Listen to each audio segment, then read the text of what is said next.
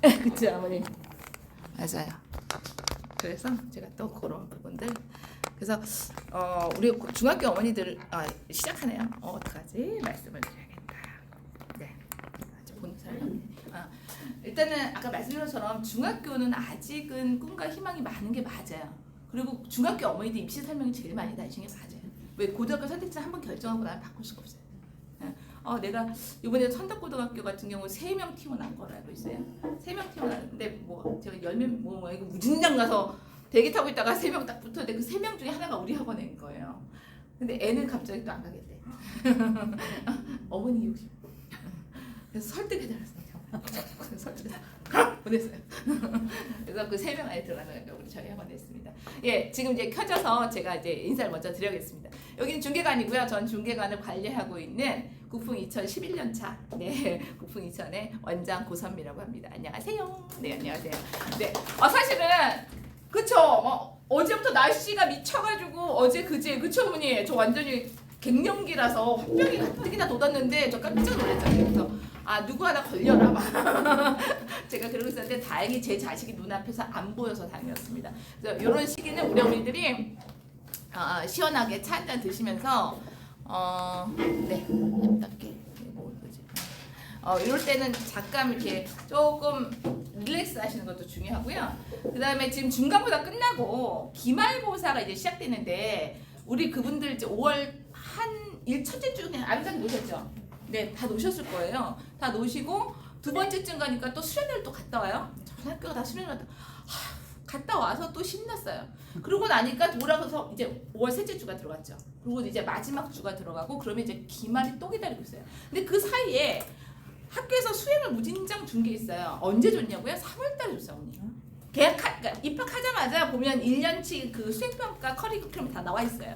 네, 중학교 여기 중학교 뭐 상명, 을지 제가 홈페이지 들어갈 때 다 나와 있어요. 그러면 그게 뭐냐? 그 수행평가를 선생님한테 임의대로 오늘은 우리 애들한테 엄마들한테 무슨 편지 쓰기 한번 써볼까? 이런 즉흥적인 게 아니고 1년치 커리가 다 나와 있습니다. 그래서 어머니들이 시간 좀 내셔서 우리 옆집 엄마하고 이제 차 한잔 마시면서 뭐 누구는 그렇다더라 그러고 하실 거 너무 존중하는데 그 와중에 혼자 가만히 홈페이지를 들어가서 다 뒤져보세요. 그리고 그 말은 굳이 옆집 언니한테 말해주지 마세요. 우리 어머니만 챙기시면 돼요. 예, 공부는 내 아이가 하는 거고 내가 여기 설명이 온 것도 뭐 저도 그랬지만 누구 엄마 손잡고 오시는 것도 안 하셔도 돼요. 내 아이한테 필요해서 오시는 거잖아요. 그래서 그런 시기들을 가지셨으면 좋겠다. 홈페이지 반드시 들어가서 보세요. 여기 특히 중학교 어머니들은 아이가 중학교 2학년, 3학년쯤 되면 수행평가 뭐 했어? 몰라. 그쵸? 모르죠, 걔네들. 그리고 갔다 와서 뭐 내라고 해서 내긴 했어. 그게 뭐 그래요. 그러고 나면 우리 어머니 막 초조해요. 내가 이 아들을 낳아갖고 왜 이딴 소리를 듣고 있나. 딸들은 다 지들이 알아서 집 와서 얘기했대던데 막 이렇게. 그래서 막 그게 화가 나실 때가 있는데 이제는 홈페이지로 다 나온다. 그러니까 어머니가 그거 출력 하나 하셔서 형광펜으로 다 긁으시고 달력에다 표시해 두시고 요땐 요런 거 한다는 걸 미리 아시면 혹시라도 자료를 내가 준비해 줄 수 있으면 네이버님이든 국회의사당이든 어디 가서 자료 좀 갖다가 학생 주는 것도 방법이다. 예, 그렇게 말씀을 드릴 수 있고요. 이제 시작할 겁니다. 바로 시작할 거고요. 이순철 소장을 통해서 고등학교 선택지부터 대입까지예요. 그래서 우리 어머니들이 근데 제가 솔직히 말씀드릴까요? 대입은 얘기가 짧아요. 왜? 이미 고등학교 선택지 가장 중요해요. 고등학교 선택지가 이미 결정되고 나면 대입은 그걸 바탕으로 가는 거예요. 일반고하고 특목고하고 자사고는 어느 다릅니다. 예, 그래서 그 부분을 오늘 반드시 들으시고요. 저도 제가 실수한 거는 저희 아들 중학교 때 공부 잘한다고 해서 제가 여기서 입사했을 거 아니에요, 어머니. 이 동네에서 뭐 마치 대전 마냥 공부 잘한다고 해서 제가 여기 입사했는데 저는 그건 공부는 안 잘했지만 통반장을 이 동네에서 했어요. 계속 봉사활동을. 그래서 제가 여기 입사하게 됐는데 중요한 거는 들으세요. 저희 아들을 제가 그 당시에 선대를 보냈어야 돼요, 어머니. 집 앞에 그냥 보낸 게 가장 제가 싫습니다. 하지만 건강하게는 잘 컸어요. 근데 막 화는 나요, 어머니. 그때 한번 왜냐면 이 아이가 보고 배우는 그 세계가 다르다는 거죠. 그래서 조금 더 다양한 기회를 주신 게 낫다. 그래서 들어보시고 내 아이가 가서 내신 깔아줄까 막 못할 거기가 막 이런 어머니들 간혹 계세요. 일반고도 내신 받기 어렵습니다. 그걸 절대 놓치지 마세요. 일반고 가신 엄마들 가슴 치시는 분들 많으세요. 예, 그러니까 그거 어머니들 그리고 오히려 관심을 안 두십니다. 예, 그냥 그래서 그것까지 말씀드릴게요. 이순천 소장을 먼저 빠르게 소개하겠습니다. 소장님, 네, 귀한 말씀 많이 주시라고 제가 빨리 끝냈습니다. 네네네. 고맙습니다. 네, 감사합니다, 소장님. 네. 네, 반갑습니다. 안녕하세요.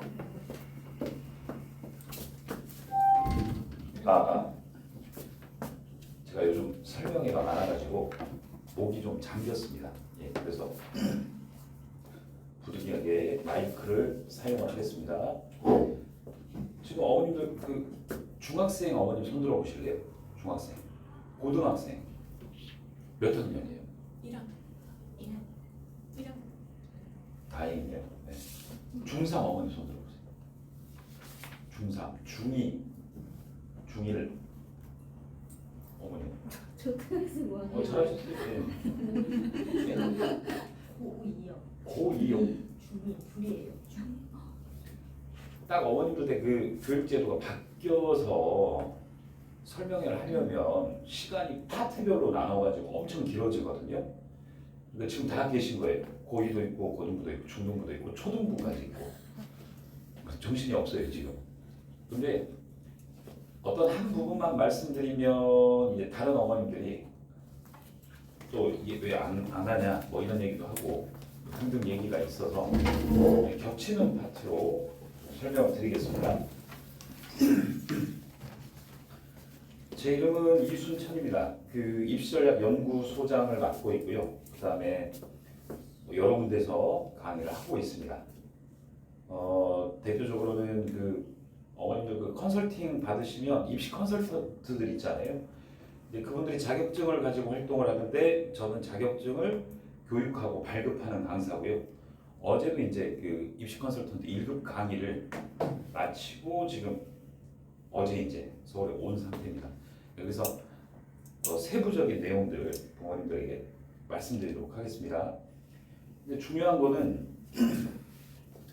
대인 먼저 빠르게 보고 갈 건데요. 이렇게 한번 보시면 됩니다.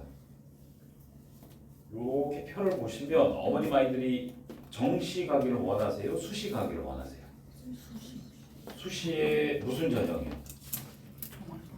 종합? 교과? 네. 교과 비율이 높죠. 그러면 교과 전형으로 들어가려면 뭘 잘해야 돼요? 그죠? 내신 잘해야 되죠. 네. 아버님 안 찍으셔도 돼요. 네. 원본 파일 드릴 거예요. 오늘 하루 종일 찍고 계셔야 돼요. 슬라이드가 많아갖고 왜 웃으세요? 남의 아저씨한테. 이 표를 믿으시면 안 돼요. 그러면 이제 난리가 나버리는 거예요. 왜 그러냐면 이제 고등학교 부모님들은 애들 학교에 입학하면 학부모 총회 하거든요.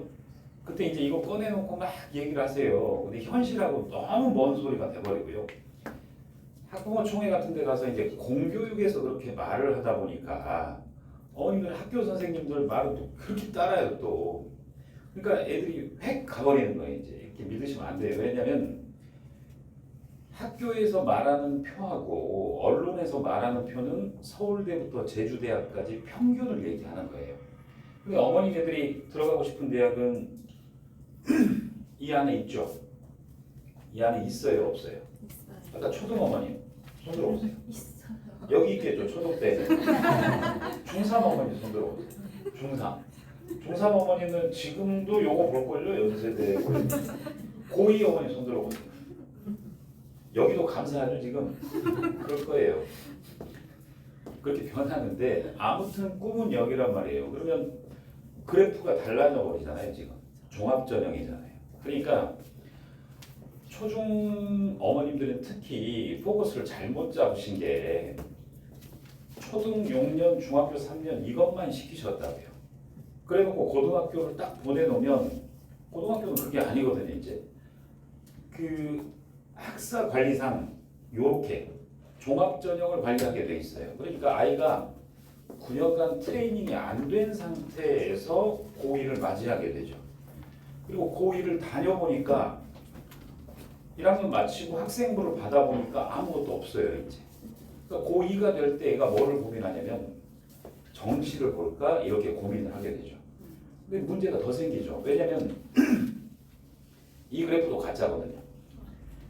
정시가 40%인 것 같잖아요. 근데 그렇지 않아요. 작년에 수능 정시로 합격한 아이들의 52%가 졸업생들이에요. 재수, 삼수하는 애들. 그러니까 이게 40이 아니라 실질적으로 아이들이 대략적으로 한 18%. 근데 18%에서 8%는 또 누가 가지고 가냐면 특목 자사고에서 수능만 3년 준비하는 애들이 또 가지고 가요. 그러니까 재학생 애들이 정시를 봐가지고 인서울을 한다. 전과목에서 5개, 6개 틀려야 돼요. 의대를 간다. 만점 아니면 하나를 틀려야 돼요. 대책이 없는 거예요. 그러니까 나중에 후회하게 돼버리는 거예요. 그러니까 어머님들은 지금 어떻게 하셔야 되냐면 우리 애가 인서울 들어간다라고 하면 재학생이다라고 하면 아이를 종합적으로 어렸을 때부터 역량을 키워야 되겠구나라고 생각을 하시면 됩니다. 그리고 대통령이 혹시 바뀌거나 정권이 바뀌어도 이건 변하지 않아요. 왜냐하면 이거 우리 제도가 아니라 OECD 국가들에서 동시에 사용하고 있는 제도이기 때문에 정권이 바뀌더라도 이 제도는 초등학교 5학년 때까지는 문제가 없습니다. 그러니까 이대로 공부를 시킨다라고 생각을 하시면 됩니다. 그럼 이제 대학들이 이거 종합전형이라고 생각하시면 안 돼요. 교과전형이나 종합전형. 교과전형에서는 이제 의치대 같은 계열은 1차에서 어머님도 큰 오해가 1차에서 내신 등급을 볼 거라고 생각을 하시는데 그렇지 않아요. 인서울대학의 교과전형에서 6개 대학은 이미 내신만 보는 게 아니라 교과전형이에요. 내신만 보는 게 아니라 학생부를 봅니다. 교과전형에서도. 종합전형에서는 100% 학생부 전체를 봅니다. 이미 바뀌어 있어요. 학생부 보는 걸로. 그 다음에 이걸 통과하면 면접이고 그 다음에 이 대학만 수능이 있는 상태 현재. 근데 이 대학들도 어머니 많이 때는 변동될 가능성이 높아요. 고1부터는. 왜냐면 수능 난이도가 어려워졌어요? 쉬워졌어요? 엄청 쉬워져서 얘가 문제가 되질 않아요. 이제 너무 쉬워져서. 그러니까 수능 최저를 못 맞춰서 수능 성적 때문에 떨어졌다 이런 건 있을 수가 없어요. 웬만하면 다 맞추게 됩니다. 그러니까 얘는 나중 일이고 어머님 아이들이 해야 될 거는 1차적으로는 이거다. 왜냐하면 초등학교 6년, 중학교 3년, 9년을 트레이닝을 시켜야 되는 부분이다 라고 생각을 하면 됩니다. 그러면 문제가 학생, 학부모들의 가장 큰 문제가 학교 생활기록부 이게 몇 개 항목이고 뭐에 뭐가 적히는지조차를 몰라버려요. 9년간 이걸 모르고 훈련이 안 된 상태로 고1을 들어가면 아이 입장은 어떻게 되겠어요? 이게 뭐지? 이게 뭐지? 이건 어떻게 해야 되지? 어떻게 하면 내가 인서울을 하지? 모르는 상태가 돼버리는 거죠. 자, 그럼 이게 몇 개만 살펴보면 어머님들 내신이 아니에요. 교과전형에 원서를 넣으면 이 3개가 들어갑니다. 지필, 수행, 세특. 외우세요. 이따가 세특 설명을 드릴 거니까. 지필, 평가, 수행, 평가 합쳐서 등급이 나오죠. 근데 세특은 어떤 거냐? 국영수사관광미술기가 도덕 체육 선생님이 1인당 500자로 평가를 써줍니다. 근데 이 평가를 써주는데 아이가 제출한 수행 평가 내용이 들어가요. 문제가 생기죠. 첫 번째는 등급 가지고만 애들을 선발을 하지 왜 이런 것까지 보냐. 9등급제일 때 1등급이 몇 %예요? 4%, 상위 4%. 4% 애들을 전국에서 모으면요 택시 기본요금이 넘어가 버려요. 엄청나게 많은 애들이 상위 4%입니다. 전국 대학, 전국 고등학교에. 근데 이제 고1부터는 1등급이 몇 %예요? 10%가 1등급이에요. 그럼 예전에 9등급제일 때도 세특을 봤어요. 동점자 때문에. 근데 이제 이게 10%가 1등급이니까 이걸 안 볼 수가 없어요. 그래서 9등급일 때도 얘를 6개 대학에서 살펴봤는데 이제는 얘가 확대가 되는 거예요. 그럼 이게 어떤 거냐? 아이가 제출한 수행평가가 기록이 되는데 여기서 이제 또 하나의 문제가 생깁니다. 어떤 문제냐면 중학생 어머님들의 가장 큰 문제는 우리 아이가 수행평가는 그래도 잘하는 편이에요 라고 오해를 해요. 3년간 수행평가를 잘한다고 하고 고등학교 가버리는데 말이 안 되는 소리. 왜 그러냐면 여기 어머님 아이 중에서 우리 애는 진로 목표, 내 희망 학과와 우리 아이의 희망 진로가 변동 없이 명확하다 손 들어보세요. 절대 안 바뀐다. 드물어요 그게. 그러니까 아이들이 학교 수행평가 나오면 중학교 때는 진로와 상관없이 그냥 막 마감기한 지키는 정도로 됩니다. 그럼 중학교 때는 누구나 A를 줘요. 근데 고등학교는요. 얘 꿈이 판사다. 그러면 수학 1을 배운다. 수학 1과 판사라는 직업과 연계해서 보고서를 써라. 판사랑 수학이랑 무슨 상관이에요? 오판을 할 확률을 또 구하, 그게 수원인가요? 아닐 수 있죠. 아이들이 9년간 배운 거는 학원에서 배우는 거는 내신 문제집 아니면 진도에 관한 문제풀이만 하고 갔잖아요. 근데 고등학교 수행평가는 내용이 완전히 달라져요. 어머니들 보면 기겁을 하실 거예요. 그러니까 아이들이 그런 트레이닝이 안 돼 있다가 이제 수행평가를 내게 되고 그 내용이 세특에 고스란히 적히게 되는 거죠. 그랬을 때 이제 대학에서 어떻게 평가를 할 거냐라는 문제가 생기죠. 그래서 중학교 때부터 지필 수행 세특에 관한 관리가 중요하다. 그리고 진로와 교과를 연계해서 할 수 있는 것들을 해봐야 된다라는 얘기입니다. 그다음에 이제 쭉 보시면 수상 경력, 교내 대회는 들어가요, 안 들어가요? 반영을. 그러니까 누가 안 들어간다 그랬죠? 그럼 이제 절대 안 돼요. 그분을 찾아내서 인연을 끊어버리면 됩니다. 그 교내 수상 경력이 이따 설명드릴게요. 자, 자율활동. 자율활동은 어떤 거냐면 어머니 뭐가 적히는지 잘 모르실 거예요. 근데 제가 말씀드리면 이제 기억날 거예요. 어머님 아이들 생기고 딱 보면 심폐소생 교육 받았음, 응급처치 교육 받았음, 각종 교육 받았다고 기재된 칸이 바로 자율활동인데 빵점이에요. 그럼 어머님 애들 이게 앞에 무슨 활동인데요? 스스로 뭔가 학교에서 제시하지 않은 활동을 적는 칸인데 심폐소생 교육, 수련회 갔다 온 거, 축제 갔다 온 거, 명사 특강 들은 거, 박람회 갔다 온 거, 전시회 갔다 온 거 자율이 아니에요. 동아리 활동도 마찬가지죠. 중학교는 동아리 어떻게 뽑아요? 가위바위보 시스템이거나 선착순이거나.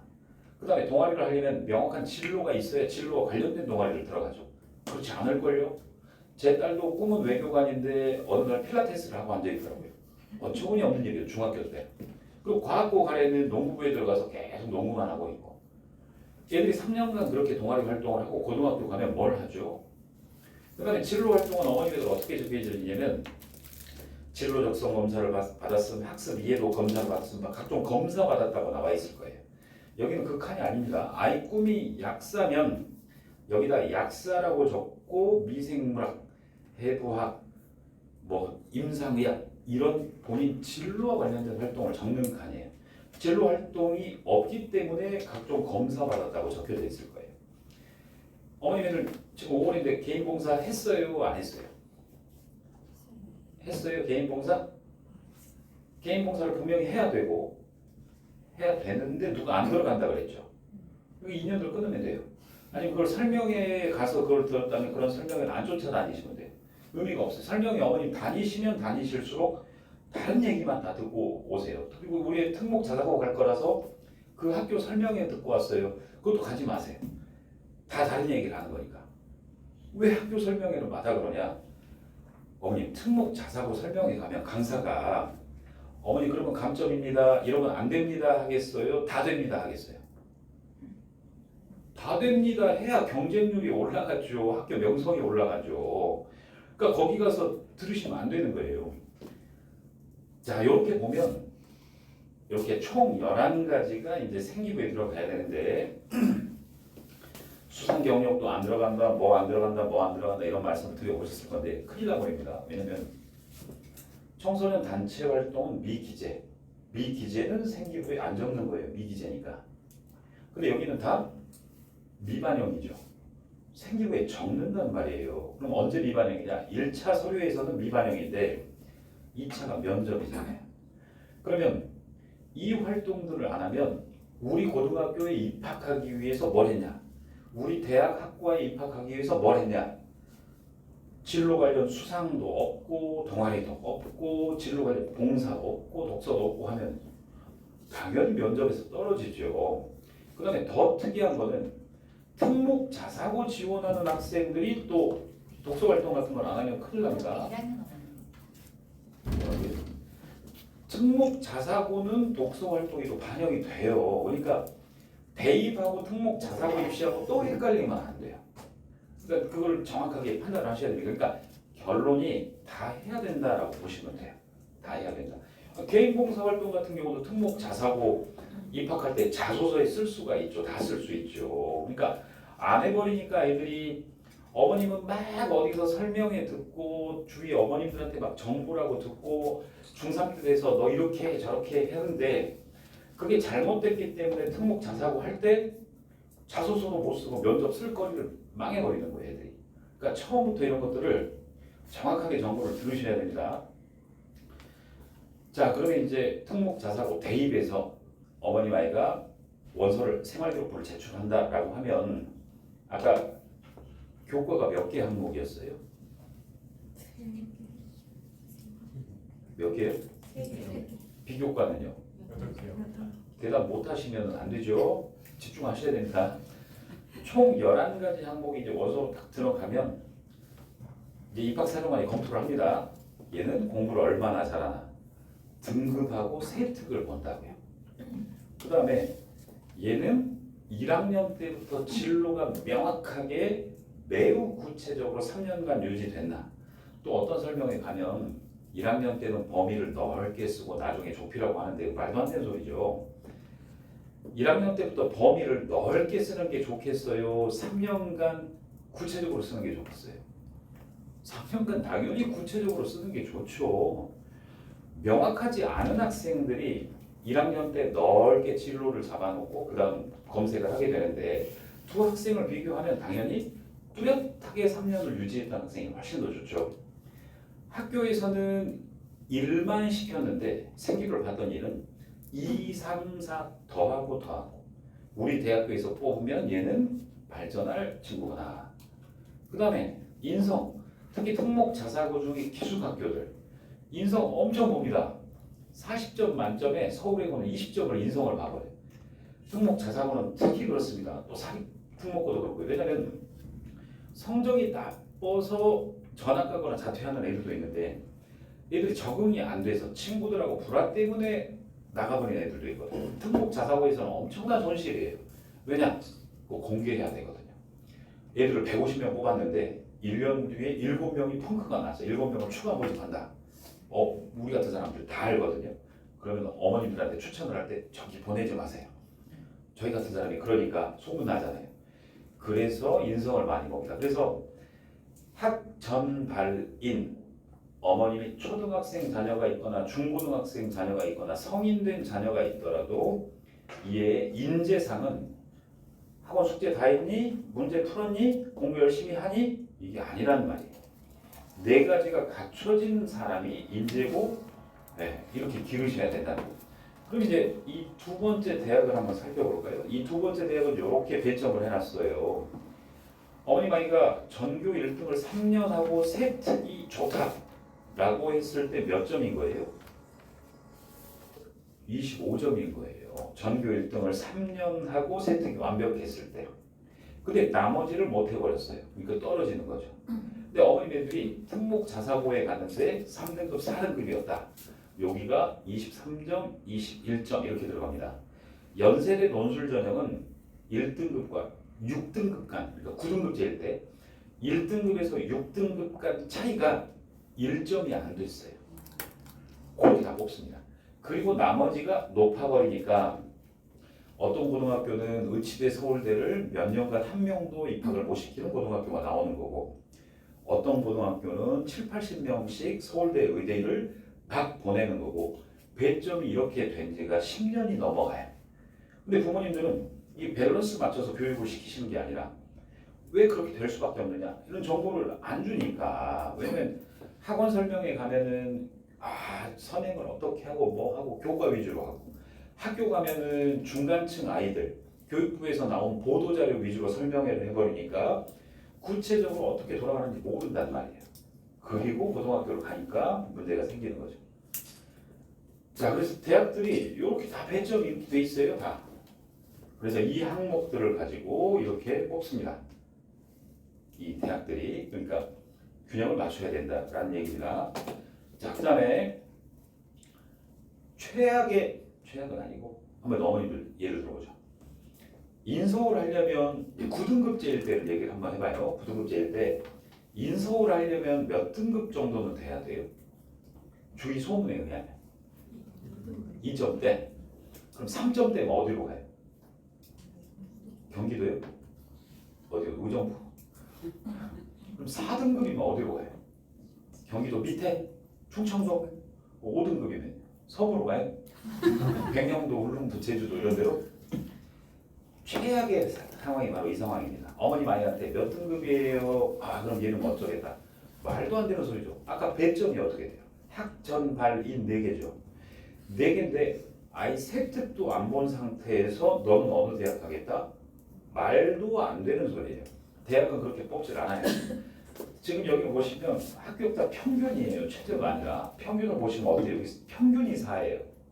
그럼 5등급, 6등급도 합격했다는 소리죠. 그럼 이 대학은 어디예요? 여기는 뭐 일본이에요? 여기는 경희대학교 서울 캠퍼스입니다. 자, 그래서 보시면 여기 빨간색 X 있죠. 이 X가 1.2등급 위치죠. 빨간색 X가 다 탈락자들입니다. 그리고 검정색 동그라미가 합격자들인데 이 자료는 제가 만든 게 아니라 끝나고 경희대학교 홈페이지 가보세요. 대학들이 매년 올려놓습니다. 그러니까 부모님들이 현실을 공개한 지가 한참 됐는데도 현실을 모르시고 방금 그런 소리를 해버려요. 그럼 어떤 현상이 벌어지느냐? 자, 입장 바꿔보세요. 어머님들이 아이한테 중학교 때부터 몇 등급이어야 연고대 간단다. 몇 등급이어야 의대 간단다. 막 주입을 시켜요. 고1 어머님들은 아실 거예요. 고1 첫 중간고사 보면 그 등급이 나와요? 안 나와요? 패 죽이고 싶죠. 그러면 애 입장에서는 어떻게 돼요? 부모님이 뭘 피해요? 안 피해요? 이제 고1 때부터. 피하죠. 학교에서도 선생님들이 그렇게 해버리고 부모님도 이미 그렇게 낙인 찍어버리고 너는 이걸 벗어나면 의대는 안 돼, 약대는 안 돼, 인서울은 안 돼, 연고대 안 돼 하면 애가 피하게 되고 그럼 이제 꿈을 낮출 거 아니에요? 그러면 아까 수상 경력을 관리하겠어요? 개인 봉사를 하러 가겠어요? 세뇌가 그렇게 됐기 때문에 다 필요 없고 내신 올려야지. 그럼 남들은 자요? 중계도 계속 똑같은 학원 다니고 다 비슷비슷하게 공부하고 문제집도 비슷하고 기출문제도 인터넷에 있는 거 그대로 다 비슷한데 그러면 어머님 애들이 24시간 안 자고 학교도 안 가고 계속 내신만 해요? 말이 안 되는 소리. 고등학교 가면 알아요. 그러면 애는 안 된다니까요. 그러면 입장 바꿔보세요. 3년간 본인 꿈이 좌절되면서 무기력함을 느끼는 청소년 상태로 3년을 살아야 돼요. 제 자식은 어머님 자식은 그렇게 만들면 안 되죠. 근데 현실은 진짜 안 그렇거든요. 이렇게. 그럼 왜 이렇게 분포가 되느냐? 아까 말씀드렸잖아요. 내신으로 이렇게 딱 정해서 경희대는 1.8, 나머지 다 탈락. 이렇게 안 뽑는다고요. 4개를 합산한다고요. 아시겠죠? 그래서 선생님들 중에 몇 등급이에요? 물어보면 잘못된 거예요. 자, 그 다음에 이제 우리 고치기 전 상태로 다시 뇌를 돌려보죠. 약대는 몇 등급이 가요? 얼른 얘기하세요. 1등급이 가죠? 자, 여기 경희대 약대가 2023년도 평균이 몇 등급이에요? 3이죠. 그 전에는 1이었고 2023년도 합격 제일 많이 한 게 3, 4, 5등급 대에 약대를 제일 많이 가죠. 보세요. 2023년도에 3이었다가 2024년도에는 5일 수도 있고 또 1일 수도 있어요. 왜냐? 대학에서 뽑는 거는 내신 컷이 아니라 학전발인 순서가 높은 애들로 뽑아요. 뽑고 나서 합격한 애들한테 물어보는 거죠. 너 몇 등급이야? 하고 이제 나중에 성적을 집계를 하는 거예요. 성적으로 뽑는 게 아니라 성적은 나중 합산이다. 경희대가 이렇고요. 그럼 이제 우리가 어떤 걸 볼 수 있냐면 이렇게 인서울대학은 6등급 이내면 다 합격 가능합니다. 그러니까 이제 이 얘기를 하면 학생들은 이래요. 아 오늘부터 6등급 해도 괜찮겠네. 그거는 애들 생각이고 부모님들은 설마 그렇게는 안 하겠죠. 내신은 할 수 있는 데까지 최대한 끌어놓고 부족한 내신의 점수는 아까 전공적 합성 발전 가능성 인성에서 만회하고 그걸 최고점으로 만들 생각을 해야 되는 거죠. 자 그럼 인서울은 6등급이다. 보시면 여기는 한국외국어대학교 서울 캠퍼스. 역시 분포도입니다. 합격자 분포도 여기 6등급이죠. 6등급 이내 라인이죠. 그러면 5등급제일 때는 몇 등급이냐? 3등급입니다. 3등급 이내 들면 6등급과 똑같은 효과가 나옵니다. 여기도 파란색 보시면 6등급 라인, 자연계열 6등급 라인. 여기는 어디냐? 한양대학교예요. 그러니까 인서울이 다 이렇게 형성이 됩니다. 대신 다른 거는 스카이는 이게 6등급이 아니라 4등급 선으로 약간 올라갑니다. 스카이는 5등급제로 말하면 2등급이면 문제가 되지 않습니다. 들어가는데 자 이렇게 얘기를 하면 특목 자사고 애들만 잘 들어가는 거 아니냐? 그렇지 않아요. 대학들이 일반고 등록자, 자사고, 특목고 등록자를 다 공개를 해요. 이렇게 매년. 그러면 보세요. 일반고 등록자 6등급 이내 형성이 돼 있죠. 똑같습니다. 여기는 서울시립대학교입니다. 그러니까 지금 보시는 것처럼 대입이라는 게 어머님들 생각하시는 것과는 완전히 달라요. 그러니까 이 고등학생이 언제 느끼냐면 고1 1학기 때도 못 느낄 거예요. 고1 1년을 지나고 보면 애들이 아 대학 가는 게 이런 거였어. 자기 걸 딱 보더니 망했네. 이렇게 되거든요. 어머님들은 절대 그렇게 하면 안 된다는 겁니다. 근데 지금 망하지 않았어요.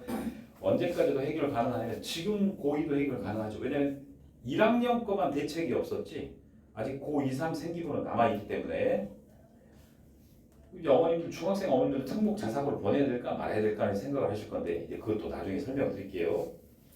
지금 요거는 고2, 3용입니다. 지금 설명은 잘 보세요. 이제 고2, 3이 어떻게 돌아가는지 대학에서 학교에서 너 몇 등급 하고 성적표 날아올 거예요. 그 성적표가 가짜입니다. 등급이 대학에서는 그 학교 등급을 믿지 않아요. 그러니까 얼마나 웃기냐면 여기 중계동에 어머님들이 좋아하시는 남자 고등학교 중에 S 학교가 있어요. 그 학교에서 아이가 3.8등급인데 학교 선생님이 너는 경기도 쪽이다 인천 쪽 저기 지방대를 써라라고 했어요. 고3 선생님인데도 이 계산을 안 해봤다는 소리죠. 어떤 계산이냐? 대학에서는 학교 성적표인 등급 점수를 50% 반영하고 Z 점수 50% 보정을 해요. 그러니까 물리학은 신청자가 많아요, 적어요. 족족 안 하겠죠, 애들이. 그러면은 등급이 떨어져도 대학에서 등급을 올려줘요. 그리고 빡센 고등학교를 다닌 애들은 등급이 낮겠죠. 등급을 올려줘요. 고1, 2 애들은. 그래서 보정 등급이라는 게 작동을 하는데 그 S고등학교는 보정을 안 해줬어요. 자, 그럼 어떤 현상이 일어나냐. 이렇게 막 이런 걸 넣어가지고 애들 싹 학교를 검사를 합니다. 공식이 있어요. 공식에 넣어가지고 딱 보면 어떻게 되느냐. 얘 고3인데 성적표 보세요. 수학 내신 등급이 1등급. 기분 좋죠? 하나도 좋아하면 안 된다고. 학교 성적표를 믿으면 안 되니까. 막 짜증내야 돼요. 이렇게 나오면. 의심의 눈초리. 등급이 1이잖아요. 여기 보정값이에요. 보정값이 1.84가 돼 있거든요. 이 표로 가서 1.84면 33%예요. 얘는 대략 측정이고요. 33%면 몇 등급이에요? 4.5등급으로 잡습니다. 그러니까 얘는 부모님이 3년간 속았어요. 우리 애는 수학 잘하는구나. 수학교육과 가야 되겠다. 너는 수학 천재구나. 그 학원만 3년을 믿었던 거예요. 근데 얘는 대학에서 4.5등급으로 잡습니다. 1등급이 아니라. 결국은 대학 다 떨어졌죠. 붙었어요. 하나. 어디가 대관령을 넘어가면 있는 대학에 들어갔다가 재수를 하고 있는데 이렇게 되는 겁니다. 이제 여기는 고1, 2 어머님들, 고2 어머니 한 분 계시고 뭐 인터넷으로는 고2, 3 어머님들도 계시겠는데 희한한 게요. 어머님들은 그러지 마세요. 우리 지금 제가 설명을 계속 하고 있는데 고3 어머니는 딱 제가 두 분 봤나 수백 명 중에 고3 어머님들 어디로 숨었는지 모르겠어요. 근데 고2, 3 어머님들이 이 사실을 알고 상담을 해야 될 건데 분명히 또 학교 상담을 하고 있을 거예요. 그래서 그 S고등학교 3.8례를 제가 보정을 했더니 2.7이에요. 그리고 학점 발인 다 해봤더니 가능해요. 그래서 걔는 어떻게 되느냐. 학교에서는 인천대, 경기대 너 잘해봐야 거기 간다 했는데 한국외대 서울 캠퍼스 국제관계학과를 한 방에 붙었거든요. 제가 원하는 데를 갔어요. 근데 그렇게 돼버린단 말이에요. 애가 인생이 왔다 갔다 해버려요. 고2, 3 어머님들 절대 이걸 믿지 마십시오. 그러면 지금 고2, 3 어머님들 중에 노원구 고등학교에 다니는 어머님 아이들 보정을 하면 내신이 오를까요? 떨어질까요? 떨어져요? 왜 노원구를 무시하세요? 네? 다 사람 사는데. 수원까지는 보정하면 올라요. 고2, 3들이. 근데 수원 밑에 가면요. 평택은 떨어졌는데 수원 약간 그 밑에 쪽 화성 쪽 가면은 보정하면 그대로 변동이 없어요. 근데 그 밑으로 가면 보정하면 대략적으로 다 일반고들이 이제 떨어지기 시작합니다. 실제 자신 등급보다. 근데 부모님들은 이제 모르죠. 학교 선생님들은 모르니까. 이거 계산식이라든가 이거 대학교에서 공개하는 것만 조금만 보면 됩니다. 그래서 지금 노원고 학생들이나 이거 인터넷 보고 있는 목동, 뭐 대치동 등등 전국 국풍 고2, 3 어머님들 실망하지 마시고 이거 해보면 됩니다. 그럼 이제 고1 밑으로 어떻게 되느냐? 교육부에서는 이거 고1 밑으로는 Z값 쓰지 마라 그랬어요. Z값 쓰면 어머님 애들은 이익인데 교육부에 쓰지 마라 그랬다고 이거를. 그러면 쓸까요? 안 쓸까요? 쓰면 좋겠죠? 그거는 기대해 보자고요. 고1이 어떻게 되는지. 왜냐면 아직 그 입시가 확정이 안 됐으니까 고1 들어갈 때는 지켜보시고 고2, 3은 이게 작동하고 있다라고 보시면 됩니다. 그리고 보정을 어떻게 해야 되느냐? 저한테 성적표 가지고 오시면 다 이걸 다 계산을 해드릴 거예요. 자, 이 학생은 엄청나게 꾸준한 학생이죠. 전 과목이 몇 등급이에요?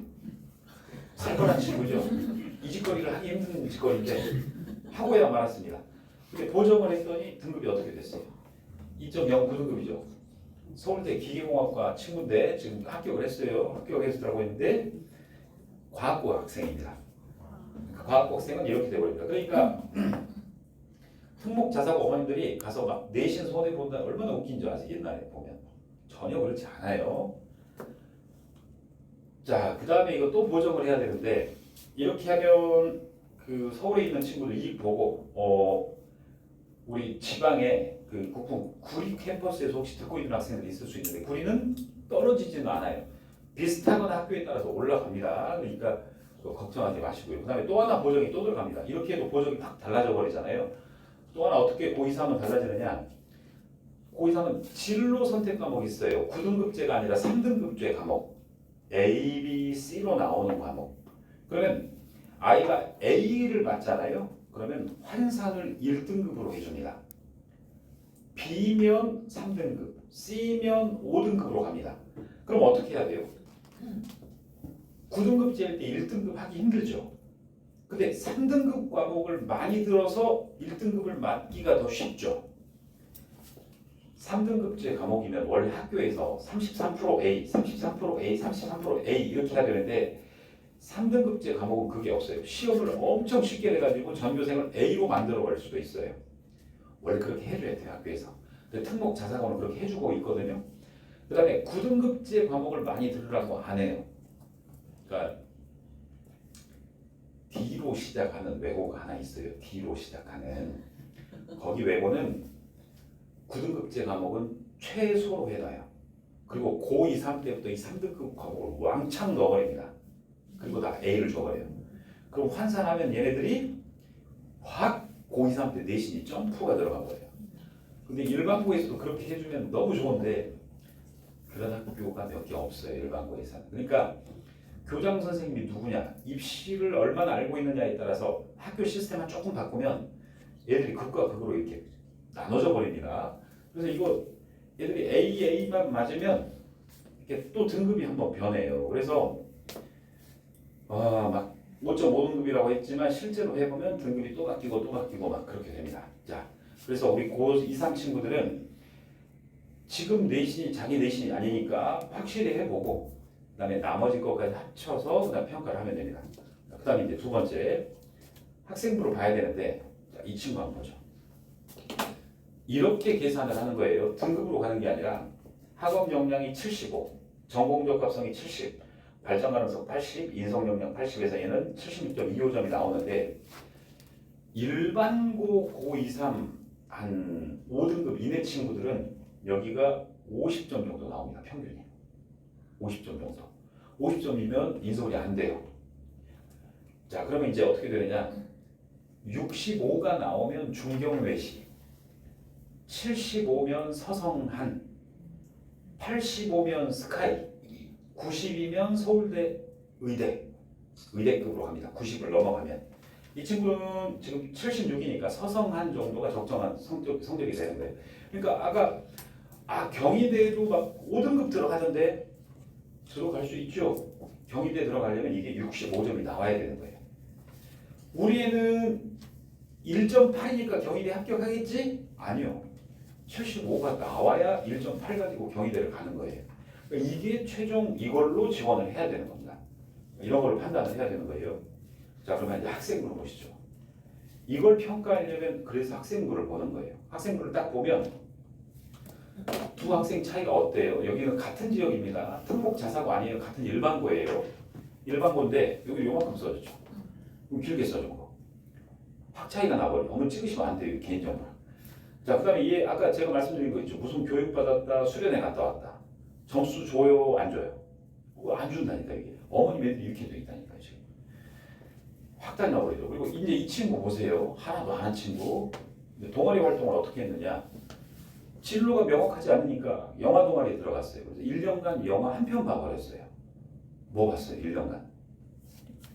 그렇죠. 유명한 해리포터를 한 편간 고등학생 1년간 봐버렸죠. 엄청난 애죠. 자, 그럼 이 친구, 이 학생부 꼬락선 이상 9등급제에서 몇 등급일 것 같아요? 학생부만 보면.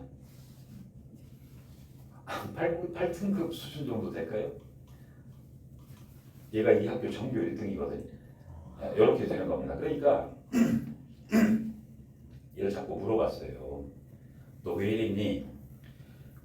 초등학교 때 본인이 공부를 잘하니까 너 그렇게만 하면 서울대 간다. 너 잘한다. 아무도 안 알려줬대요. 고등학교에 왔더니 선생님들이 너 1.2등급이야. 너 인서울이나 의대 가겠네? 그런 줄 알고 3년을 있었다는 거예요. 그래놓고 3학년이 돼서 2년간의 생기부 자기 거를 보니까 그동안 자기가 속았다는 걸 3학년 돼서 알았대요. 재수하고 있어요. 이렇게 되거든요. 그러니까 부모님들이 이렇게 실수하지 마시라는 거예요. 자, 얘는 왜 튀어나왔지? 이게 세특입니다. 학교 선생님들이 이렇게 써줘야 되거든요. 자, 이 국어 선생님 봐보세요. 딱 첫 멘트가 교사가 되어 학생들과의 적극적이고 어쩌고 저쩌고 꿈을 가진 학생으로 책 읽은 거 오늘 처음 교단을 밟은 당신에게 독서 프로젝트 보세요. 자기 진로에 맞춰서 국어, 수학 전 과목이 쫙 나가고 있죠. 그러니까 내신도 좋고 이 세특도 좋고 이렇게 맞춰져야 되는데 이제 가장 충격적인 사실. 이걸 국어 선생님이 썼을까요? 학생이 썼을까요? 제가 충격적이라고 그랬잖아요. 누가 써야 충격이? 경비 아저씨가 써주진 않았겠죠. 학생이 쓴 겁니다. 그럼 학생이 어떻게 이걸 쓸 수 있냐? 이제 제가 법 규정을 알려드릴게요. 중고등부 어머님 잘 들으세요. 중학교 생기부, 고등학교 생기부는 학생이 쓴 자료를 참고할 수 있게 4개 규정이 돼 있는 게 이미 십수년째예요. 학교 선생님이 생기부 써주는 거 아니야? 그렇게 하면 그게 방치예요. 지금부터 훈련을 시키셔야 돼요. 그래서 누구는 민사고 가고 누구는 민사고 떨어지고 누구는 하나고 가고 못 가고 막 이러잖아요. 그걸 컨설팅 받아서 아시는 어머님들이 중학교 생기부를 다 고쳐버리는 거죠. 이제. 그러니까 놔두면 떨어지는 거예요. 자, 그래서 이제 딱 보면 그렇게 평가를 해보면 아이들이 학업 역량은 높은데 대부분 다른 역량이 떨어져요. 이게 어디냐면 일반고 스타일이 이렇습니다. 왜냐면 일반고는 전공 발전 가능성 인성능력이 여기 좀 부족하거든요. 근데 특목고는 어떻게 되느냐? 학업 역량이 이만큼이면 나머지가 쭉 올라가 있어요. 그래서 평균을 딱 내면 일반고 애들보다 특목고 애들이 또 우위에 섰던 거죠. 자, 학생부 보완 방법을 알려드릴게요. 그러면 이제 아까 말씀드렸던 이 칸 있죠. 자율 동아리 진로 활동 2칸. 이 칸을 뭘 넣는 거냐면 이렇게 되는 겁니다. 잘 보셔야 돼요. 안 찍으셔도 된다니까요. 원본 드린다니까요. 원본. 어머니 취미가 사진 촬영이지. 자, 여기 보면 요걸 외우셔야 돼요. 자율탐구 활동. 학생들이 자율적으로 주제 선정해서 보고서 작성하는 거예요. 자율탐구 활동이라고 해요. 근데 여기 보시면 학교 내에서 학생 주도로 선생님 지시하에, 선생님 감독하에, 선생님 관리하에가 아니라 그냥 아무도 이 규정을 얘기 안 해요. 이게 중고등학교 공통 규정입니다. 학생 주도로 수행한 자율 탐구 활동에 한하여 여기 특기 사항을 적어주게 돼 있다. 그러니까 중 1, 2, 3, 고 1, 2, 3 학생들은 어떻게 해야 되느냐? 한 학기에 한두 개 이상의 이 칸칸마다 탐구 활동을 해서 학교에 자율 탐구 활동입니다. 갖다 내야 된단 말이에요. 주제는 어떻게 해야 되느냐? 이게 칸마다 이제 또 달라요. 시간상 뭐 깊이는 설명 못 드리겠지만, 자 그렇게 하면 생기부가 이제 바뀌어지는 겁니다. 그 다음에 지금 보면은 아까 생기부 국어 세트 보여드렸잖아요. 제가 학생이 됐다고 그랬죠. 보세요. 서술형 항목은 교사가 직접 관찰 평가하는데 이걸 입력해야 되는데 이게 안 되는 거예요. 어떤 거냐? 선생님이 우리 애의 이걸 다 관찰할 수가 없거든요. 그래서 법 규정에 뭐가 있느냐? 교사 지도 하에 학생이 직접 작성한 자료를 활용할 수 있게 돼 있어요. 원래. 그래가지고 이게 자기평가서인데 선생님 저는 국어 선생님한테 이제 갖다 내는 거예요. 국어 선생님한테 적어서 국어 교사가 진로 목표이며 저는 독서책을 이래서 읽었고 이걸 낸 거예요. 그 학생은. 그러니까 법 규정에 의해 선생님은 학생이 낸 그 자료를 참고해서 입력을 한 거죠. 입력을. 공통 규정이란 말이에요. 그러니까 이거를 해야 어머님 아이가 원하는 특목 자사고에 쉽게 갈 수 있고 그 다음에 이걸 토대로 자소서를 쓸 수 있고 이걸 토대로 면접을 한다는 말이에요. 그러니까 얘들 이제 특목 자사고 급이 나눠지죠. 중학교 때 3년간 훈련한 애들은 고등학교 가서 어떻게 했어요? 이 규정 다 알죠. 그러니까 이게 다르단 말이에요. 그래서 보통 일반고를 목표입니다라고 하는 어머님들한테는 제가 어머니 일반고는 목표가 되질 않아요. 추첨이니까 의미가 없어요. 그리고 일반고 간 애들은 이 규정이 있는지도 모를 거예요. 안 해봐서. 그래서 제가 항상 드리는 말씀이 얘가 일반고를 보내더라도 꿈은 저 높이 잡아놓고 1학년 때부터 계속 펌프질을 해야 되는 게 너는 될 수 있다. 우리는 해야 된다. 해서 3년간 중학교 때 연습시킨 후에 일반고를 보내면 얘가 달라진단 말이에요. 이미 트레이닝을 하고 있기 때문에. 그래서 어렸을 때부터 계속 이렇게 얘기를 해 주셔야 됩니다. 그래서 이제 제가 이 규정과 뭐를 해서 아이들한테 이제 6월 달에 제가 시켜요. 6월 초에. 이제 제가 관리하는 친구들한테 제가 멘트를 적어줍니다. 담임 선생님 찾아가서는 안녕하세요. 추가 자료로 뭐 내고 싶고 요청드려라. 선생님들한테는 요청드려라 해서 제가 그 작성해서 내라고 하거든요. 이게 이제 친구가 낸 거예요. 자율활동은 이거 2개 받아주겠대요. 동아리 활동 뭐 받아주고 각 과목 선생님들은 이거 받아주겠대요. 그리고 선생님들이 이때까지 다 내라고 했대요. 자 이렇게 되는 겁니다. 만약에 제가 안 시켰으면 그 애는 아까 해리포터 친구처럼 되는 거고 시켜서 얘는 학생보다 빵빵해지는 거예요. 이제 이렇게 변하는 겁니다. 자 그다음에 이 친구는 어때요? 이 학교는 선생님들이 싫어 안 봐도 과학 선생님만 봐도 이 정도. 이 학교는 다 안 받아버려요. 근데 결정적인 차이 알려드릴게요. 여기는 전국 단위 자사고입니다. 센 고등학교. 여기는 그 고등학교 옆에 있는 일반고입니다. 같은 동네에 있어도 이래요. 근데 이 선생님들이 얼마나 지독하고 고약하고 제가 아주 그냥 이 학교를 보고는 절대 이 학교 쓰지 말라고 하는데 과학 선생님만 어때요? 인간이죠. 근데 안 그랬어요. 회의를 소집했대요. 국영수 사회 선생님이 과학 선생님한테 압력을 가했대요. 우리 다 안 봤는데 왜 당신만 봐도? 우리 같이 봐. 이거 고1 선생님이. 이 선생님도 취소. 나도 안 받는다. 그렇게 결정이 났어요. 말이 되는 소리입니다. 이 학교가 있어요. 서울 지역 아니니까 걱정하지 마시면 어머님들. 네. 자 그렇습니다. 그러니까 어머님들이 어떤 학교가 좋으냐라고 물어보시면 어떤 학교가 좋아요? 받아주는 학교가 좋죠. 근데 그 학교가 어디냐 알 수 없어요. 왜냐면 어머님 애가 딱 들어갔는데 누가 담임이 걸리고 누가 어떤 선생님이 내려왔느냐에 따라 달라져요.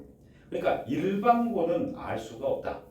근데 특목 자사고는 대부분이 받아준다. 그리고 받아주는 게 아니라 어떤 학교들 대부분이 그래요. 특목 자사고는 이거 말하기 전에 가지고 오라고 합니다. 미리 선생님들이 올려줄 테니까 뭐뭐뭐뭐 네 하고 다 내라고 합니다. 그러니까 일반고 가면 생기부가 이제 좀 달라질 확률이 높죠. 이게 이제 특목고에서 얘를 내주는 거예요. 너 이거 써와. 넣어줄 테니까 써와. 이것도 써와. 이렇게. 이게 학교에서 내주는 겁니다. 생기부에 올려줄 테니까 써. 일반부는 이럴 확률이 적어요. 자, 그럼 이제 아이를 내야 되죠. 아까 제출물들. 그래서 생기부가 바꿔지죠. 어느 정도 수준이냐면 이제 얘는 지금 컴퓨터공학과 가는 애인데 수학 탐구 보고서 이게 추가로 내는 것들이에요. 이렇게 되고 그 다음에 이거는 지금 경영학과 가는 친구인데 경영학하고 이산수학은 대학교 수학이에요. 인공지능. 그러니까 고등학교 1학년이 이렇게 지금 수준으로 내고 있죠. 이게 어떤 거냐면 이거 뭐 얘들 요즘 인공지능 활용해서 숙제하기도 하는데 그거 갖고는 답이 안 나와요. 이제 수준이 높게 가야 되는 거죠. 그 다음에 심화 탐구도 하고 그 다음에 아이들이 가면은 동아리 활동에서 설문조사나 실험을 하게 돼 있는데 설문조사 하려면 어머님 애들이 설문지 만드는 방법도 알아야 되고 이렇게 5점 척도인지 등간 척도인지 뭐 해야 되고 데이터가 나오면 아이들이 엑셀이나 SPSS 넣어서 분석할 줄도 알아야 되고 그래서 고등학교 가면 이렇게 아이들 연구 보고서를 쓴단 말이에요. 그러니까 이건 뭐냐면 인공지능이 해주는 게 아니라 아이가 내 진로에 맞게 어떤 연구 주제를 만들고 설문이나 실험에서 데이터 올리고 그러니까 이걸 소논문이라 그러고요. 이거를 논문이란 말 규정에 있어요. 소논문이고 다른 말로는 이걸 연구 보고서라고 합니다. 인터넷에 있는 걸 짜집기 하는 게 아니라 본인이 이론을 세우고 새로운 걸 파악을 해내는 거예요. 이런 것들이 들어가야 되는 거죠. PPT 같은 거 이런 것도 내야 되고 요즘 문이과 상관없이 통계학은 많이 들어가는 주제입니다. 내가 의치대를 간다 그러면 이렇게 쭉 해서 애들 발표도 하고 국어 발표를 한다 그러면 이렇게 이런 수준으로 발표를 하고 이상한 국어 뭐 뉴베리 아동문학상 이런 거 말고 차라리 이런 게 훨씬 낫습니다. 그래서 이렇게 넣고 도서도 마찬가지죠. 구글에서 아무나 뭐 추천하는 도서 말고 그 최악이 뭐냐면 청소년이 알아야 될 경영학 이야기. 제발 청소년자 빼세요. 자기 수준을 낮춰버리는 거니까. 특목 자사고 하는 중학생들 정도면 대학 수준의 걸 읽어야 됩니다. 그래서 지금 이런 책만 있는 게 아니라 서울대학교 출판부 한번 가면 교양서적들 많아요. 그럼 벌써 얘가 서울대 연구대 출판부 것들 쭉 생기부에 적혀 있을 거 아니에요. 우리 중학생들, 고등학생들. 얼마나 좋아요. 자 이렇게 하시고 그 다음에 우리가 서울대 경영학과 목표다라고 하면 고2, 3때는 어떻게 해줘야 되느냐 주제를 추적을 해요. 서울대 홈페이지 가면 교수님들 쭉 나와요. 그래서 제일 책을 많이 쓸 것 같은 선생님 인상을 하나 딱 눈빛을 보고 검색을 하면 교수님 나오죠. 이제 이분이 쓴 책들이. 그러면 얼마나 좋겠어요. 그죠? 그러니까 도서를 적는 기술 자체도 구글 검색이나 인공지능한테 물어보지 마시고 기술적으로 들어가야 되는 겁니다. 그래야 차별화가 됩니다. 그 다음에 아까 세특 쓰는 거 있죠. 학교에다 이걸 어떻게 적어내느냐. 이것도 마찬가지인데 교육부에서 나와요. 어떻게 쓰라고 선생님들이 세특을. 근데 어머님들 보면 기가 막히실 거예요. 왜냐면 어머님 애들 생기부 떼서 한번 봐보세요.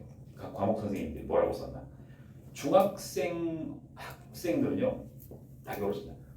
복사해서 그대로 반위를 다 붙여넣기 해버린 똑같은 멘트예요. 최악이 또 어머님 애가 반장, 부반장 같은 거 하잖아요. 멘트 똑같습니다. 교우관계 원만하고 학급을 위해 솔선수범하고 아주 명랑을 꼭 해야라고 함하고 이렇게 적어요. 다른 반 반장들한테 붙여넣기 해도 똑같은 멘트를 어처구니가 없죠. 이렇게 쓰는 거예요. 애가 한 수행평가는 뭐다. 근데 이 애는 특징적으로 뭘 했다. 그리고 얘는 의사소통이 있었고 뭐뭐 하는 과정이 있었다. 한 수행평가라면 선생님이 3단으로 써야 됩니다. 그러니까 한 학기에 수행평가가 2개면 하나에 3단, 6단으로 나와야 되는 거거든요. 전혀 그렇게 안 돼 있을 거예요. 그래서 교육부에서 제발 3단으로 쓰세요. 하나, 둘, 셋 이렇게 했는데도 지금 안 들어가는 거예요. 학교에다 놔둬버리면 진로활동 이만큼 써버리는데 바꾼 거예요. 얘는 지금 보건의료라고 써버렸죠. 진로를. 그래서 제가 대학병원 간호사 간호학 교수해서 얘는 지금 서울대 간호학과 지금 3학년이에요. 이게 대치동에요? 아닙니다. 인서울에가 아니에요. 고등학교 경상북도 칠곡구 내서. 근데 하필이면 거기가 또 농어촌 지역도 아니에요. 일반 전형으로 합격한 여학생이니까. 칠곡군에서 버스를 3번 타고 대치동까지 와서 비 오는 날 면접 수업 듣고 엄마랑 같이 와가지고 얘를 제가 고1 때부터 3년간 지도를 했으니까 서울대학교 결론 갔어요. 자, 그 다음에 이제 마지막으로 아까 이제 어머니들 외부 대회가 생기부에 들어가요, 안 들어가요? 학교 외부 대회가. 이제 지금쯤이면 아실걸요? 내가 생각하는 것과 반대구나. 외부 대회가 들어가요, 안 들어가요? 들어간다고 하세요. 들어가죠. 네, 들어가요. 규정이 있어요. 교육부 17개 시도교육청 소속기관, 직속기관이 주최 주관하는 활동은 학생부의 자율진로 동아리 활동의 내용이 기재가 되게 돼 있습니다. 규정상. 자, 그래서 애들이 이런 상도 타고 경기도 교육감 상도 타고 지금 다 해요. 저희가 지도한 애들이 여기는 대구 애들, 광주 애들 등등등등 상 타면 언론에 나갑니다. 이게 특목 자사고 애들은 자소서와 면접 때 활용 가능하고 고등학생들은 이게 생기부의 내용을 적을 수 있고 그 다음에 면접 때 활용합니다. 그러니까 스펙이 확 뛰어버려요. 이제 방금까지 제가 학교 스펙을 얘기를 해드린 거고 학교 왜냐면 요거 하나 드리면 현실을 직감하실 거예요. 어머님의 한양대 쓰고 싶어요? 안 쓰고 싶어요? 6개 대학 쓰면 쓰겠죠? 중앙대 쓸까요? 안 쓸까요? 6개 대학이면 쓰겠죠? 자, 여기 보세요. 민사고 3등급이 6개 대학을 쓴다. 6개. 민사고 3등급이. 6개 어디 쓰겠어요? 1번. 어머님이가 민사고 3등급 1번. 서울대. 2, 3번 연고대. 3번 어디? 한양대. 4번 성균관대. 6번 중앙대. 자 보세요.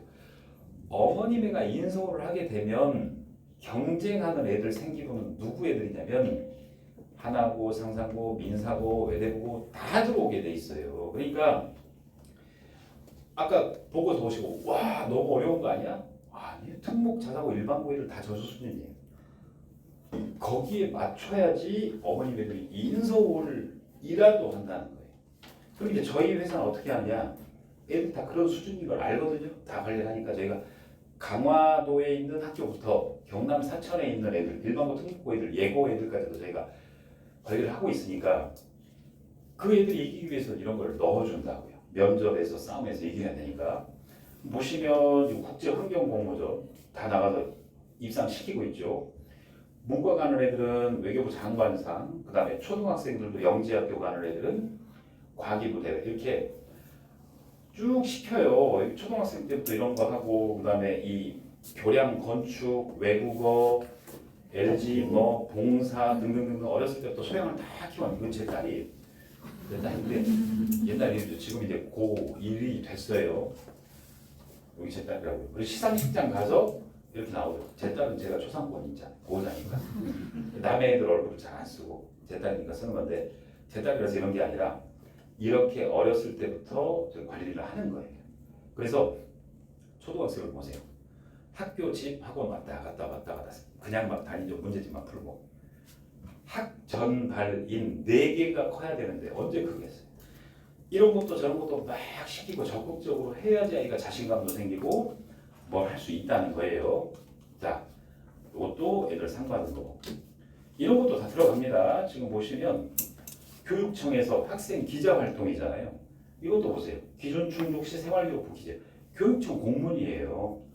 외부 활동이 생기부에 다 들어가는 거예요. 이렇게. 그럼 서울시교육청 활동은 언제 마감되냐? 3월 20 며칠 6일인가 8일인가 그때 마감이 됐어요. 어머니들이 아셨으면 신청하셨어요. 받고요. 그다음에 이런 봉사 대회도 있고 등등등이 있습니다. 자 그리고 이제 면접이 있고요. 면접도 그냥 하는 게 아니에요, 어머니들. 쭉 면접이 있습니다. 그리고 제일 중요한 거 이제 7월 어머니들 그 이번에 애들 7월 기말고사 끝나면 또 체험학습 보고서 쓰고 여행 가거나 이런 경우가 최악의 가풍이에요. 그러시면 안 돼요. 와 이거 시험 끝났으니까 이제 한숨 돌리다. 시험 끝나고가 제일 중요한 시기예요. 왜냐? 아까 제가 추가 자료 내야 된다고 그랬죠. 그러니까 선생님이 기말 끝나고 잠수 타버리거나 연수 가거나 선생님 사라지기 전에 그래서 제가 6월에 시키는 거예요. 조사를 시키는 거예요. 언제까지 가지고 와라. 그럼 저희가 준비를 학생하고 미리 하는 겁니다. 그리고 6월달 기말고사 기간이니까 그거 피해서 아이랑 빨리 해야 되는 거예요. 그리고 선생님이 가지고 오라는 기간에 빨리 추가 자료를 내는 거예요. 추가 자료를. 자, 그 다음에 8월에 학생부 최종하고 이제 고3 기준입니다. 고3들은 지원 학교 결정을 하게 되는 거고 그러면 9월 달에 원서를 접수해요, 대학에. 9월 달에. 그러면 자, 어머니 보세요. 9월에 원서 접수를 해줘. 이때 대학 면접은 몇 월일까요? 몇 월이요? 9월에 접수했으면 몇 월일까요? 수능은 11월이고 면접은 12월. 미칠 일이죠. 10월 이때부터 시작이 돼요. 그러니까 어떻게 되냐면 접수하고 났더니 한 달 이내에 면접이 대학별로 바로 시작돼 버리니까 난감한 현상이 펼쳐져요. 왜냐? 이 근방에 면접학원 봤어요? 안 봤어요? 안 봤죠? 어머니 대치동으로 가실 거예요? 전화해갖고 다 알아봐야 되겠네요 하는 순간에 거기는 다 마감이 돼요. 이때 하는 게 아니라 기말고사 기간에 선예약이 들어가요. 미리. 이제 돌아버릴 일이죠. 나머지 학생들이 가는 거예요. 12월에 면접이 있는데 수능은 언제예요?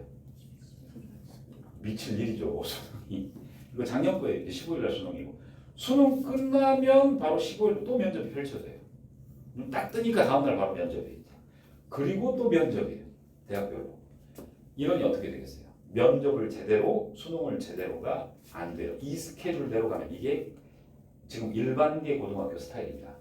그래서 애들이 황당한 사태가 벌어져 버리는 거야. 한 달이 안 돼서 면접이 시작되니까. 그러니까 미리 7월 이때 미리 다 땡겨서 시간을 만들어 놓고 8, 9, 10 이렇게 남들보다 미리 준비하는 게 고3 학생들이 성공할 수 있는 부분입니다. 자, 제가 오늘 이거 자소서인데 자소서의 특목 자사고 자소서예요. 이게 요 정도 수준이 됩니다. 저는 오답노트 만들었고요. 뭐 태그를 들으면서 영어 공부를 했고요. 그거는 초등학생들 일기 수준이고 이게 중3 수준의 자소서의 일부 발췌 내용입니다. 자, 그래서 제가 자소서 애들 준비할 거고 뭐 등등 할 건데 이제 부모님들이 제가 여기까지 입시에 대해서 대략적인 걸 설명을 드렸고 이렇게 하시는 게 가장 좋아요. 우리 애는 뭐 그런 게 없다라고 하면 우리 중고등학생 같은 경우는 2시간 정도 제가 상담을 해드릴 거예요. 근데 이 비용을 신경 쓰지 마세요. 국풍에서 하면 이게 할인이 되니까 2시간 동안 어머님들이 뭘 갖춰져 있어야 되느냐. 우리 애가 진로는 뭐고 학교에다가는 뭐라고 말을 하고 우리 애가 어느 고등학교 어느 대학교라고 말을 하고 어떻게 해야 되는지 진로 진학 목표에 대해서 상담을 드릴 거고요. 그 다음에 아이들 비교과 출결은 어떻게 자율 진로 활동을 어떻게 하라고 제가 주제까지 다 상담을 해줄 거고요.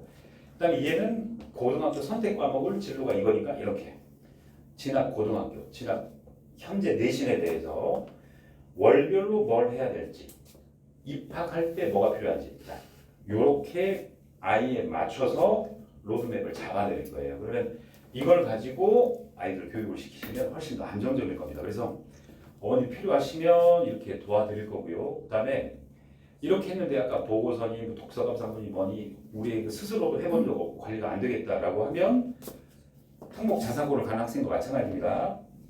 관리를 해주는데 그러니까 연구 보고서, 주요 과목 수행평가, 추가 자료, 그다음에 대회는 하나를 저희가 한 학기에 무조건 내보냅니다. 내보내서 입상을 시킵니다. 그 다음에 이제 최종적으로 이렇게 우리가 또 관리하는 게 있어요. 이 비용은 또 이 비용이 아니에요. 그 국풍에서 하면은 또 할인이 됩니다. 자, 그렇게 해서 제일 처음에 어머님들이 컨설팅을 받으라는 소리가 아니라 아까 그게 아이 지도의 시작이라고요. 너 꿈이 뭐니? 어느 학교가 목표니? 진로 진학에 대한 확고한 앵커, 기준점을 딱 박아두고 쭉 아이를 어머님들이 관리를 하고 모니터링을 하시라고요. 그래 놓고 이 완성된 걸 가지고 특목 자사고 자소서 면접으로 가서 합격을 하든지 고등학생이면 수시를 쓰고 면접을 하고 아니면 본인이 정시를 하든지 이렇게. 그래서 그 국풍에서는 아이의 진로 진학의 시작부터 관리와 최종 학교의 그 합격까지 처음부터 끝까지 제가 지도를 하고 있고 또 부모님들이 필요하신 부분은 언제든지 이 국풍에서 상담을 하시면 되겠습니다. 자, 오늘까지 이제 지금까지 제가 그 특목고 대입에 대해서 일부 요약해서 말씀을 드렸고요. 6월 달에도 제가 좋은 설명의 내용으로 찾아뵙도록 하겠습니다. 고맙습니다. 감사합니다. 네, 감사합니다. 네. 지금 어머니들 보면 저희가 6월 달에 아름다운 또 연휴가 대통령님도 뽑아야 되고 6월 6일 날 또 제헌절도 맞이해서 저희가 지금 방학 특강을 좀 방학이 아니라 휴일 특강을 좀 깔아놨어요. 그래서 지금 여기 고1 어머니들 꽤 많이 계세요. 고1 어머니들은 지금 이번에 처음으로 육모평을 본대요. 원래는 육모평 안 봤어 어머니. 원래 고등학교는 3월 달에 정모에서 보고 9월 달에 보고 11월 달에 보고 끝났는데 올해부터 6월 모평을 이제 진행을 합니다. 그래서 전국 모의고사 2월 달에 한 번 더 붙는 거예요. 그래서 맘 편하게 있었던 우리 아이들 9월 달 가서 맞기 전에 먼저 6월 모평 대비 특강을 진행합니다. 그래서 요것도 어머니들 보시고 요게 뭐 2만 원인가밖에 안 돼요. 다 이거 특강이 2만 원, 3만 원이에요. 그래서 노는 날 놀게 하지 마시고 6월 3일 날 대통령 어머니는 선거하러 가시고 우리 아들은 여기서 3시간 공부하고 이렇게 만들어 주셨으면 좋겠고요. 여기 좀 순서지 잠깐만 설명드릴게요. 이동찬 강사님께서 지금 사회과 설명해 주실 거고요. 중학교 2학년부터 세계사, 중3 사회 한국사, 고1 통사 한국사 거기까지고요. 고교 학점제 때문에 고1의 통사 한국사는 고3의 수능에 나온다. 그게 가장 포인트예요. 그래서 우 선생님을 제가 모셨고요. 그 다음에 과학이 사실 오늘 못 오신다고 해서 제가 과학을 뺐어요. 근데 김초혜 강사님이 아이돌처럼 예쁜 강사님이세요. 지금 막 오셨어요. 네, 자기가 하겠다고 오늘. 그래서 오셔가지고 제가 과학을 먼저 넣도록 하겠습니다. 그래서 사회하고 과학, 그 다음에 수학 순으로 갈 거고요. 각각 10분씩 좀 제가 드리도록 할게요. 좀 빠르게 부탁드리겠습니다. 네, 감사합니다. 감사합니다. 지금 저에게 할애될 시간이 얼마 없어서 지금 시각이 12시 6분이거든요. 그래서 좀 말의 템포를 빨리 하겠습니다. 저는 진짜 소원이 설명회 하면서 좀 한 15분 이상만 좀 했으면 좋겠는데 저에게 주어진 시간이 한 10분밖에 없습니다. 12시 6분이니까 12시 16분, 17분에 끝내드리도록 하겠습니다. 말의 템포가 빨라질 거니까 너그러운 마음으로 양해 부탁드리겠습니다. 굵고 짧게 바로 가겠습니다. 제 이름은 이동찬 강사라고 하고요. 강의 경력은 14년 차, 이제 횟수로 치면 15년 차에 접어들고 있습니다.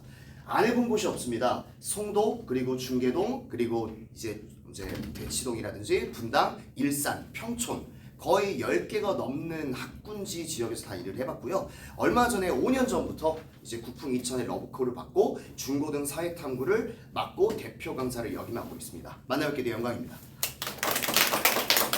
네, 바로 시작하겠습니다. 제가 맡고 있는 과목이 통합사회라는 과목이에요. 그래서 아무래도 제 초점을 통합사회로 맞춰준다는 점 너그러운 마음으로 양해 부탁드리고 제가 바로 설명에 시작하겠습니다. 어머님들 혹시 통합사회라고 아시나요? 다들 알고 계시나요 혹시? 자녀분이 중학교 3학년인 어머님분들 계실까요?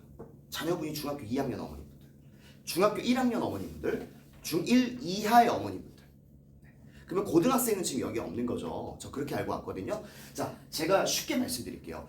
어머님들이나 아버님 세대들이 저 세대도 마찬가지고요. 전 7차 교육과정이었거든요. 6차 교육과정도 똑같았을 겁니다. 5차 때도. 보통은 문과랑 이과로 나뉘었었어요. 그래서 고등학교 2학년 정도가 되면은 문과 계열 학생들 같은 경우는 여러 선택 과목들이 필요했고요.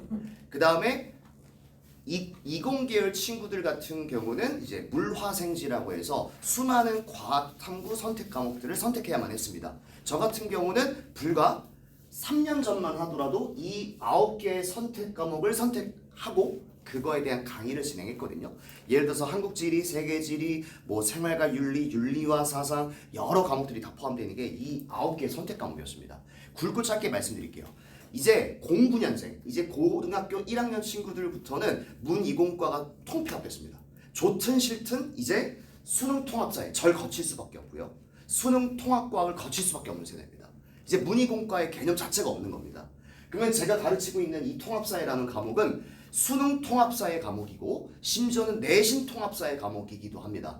무슨 말이냐? 고1에 올라가면 통합사회랑 한국사가 있습니다. 그게 내신 대비 과목이고 이 내신 대비 과목들은 나중에 시간이 지나고 고등학교 3학년 정도가 되면은 수능 통합사회가 되고 수능 한국사가 된다 이 말입니다. 저는 그 중에서도 이 통합사회에 대한 개념으로 좀 말씀을 드릴 거예요. 자, 지금부터 통합사회가 어떤 과목인지 설명드리기 앞서서 지금 밖에서 조교님들이랑 여기 조교님 팀장님들이 기다리고 계셔서 간략하게 좀 소개하고 넘어가도록 하겠습니다. 네, 혹시 많이 기다리셨죠? 빨리 나오세요. 네, 오세요.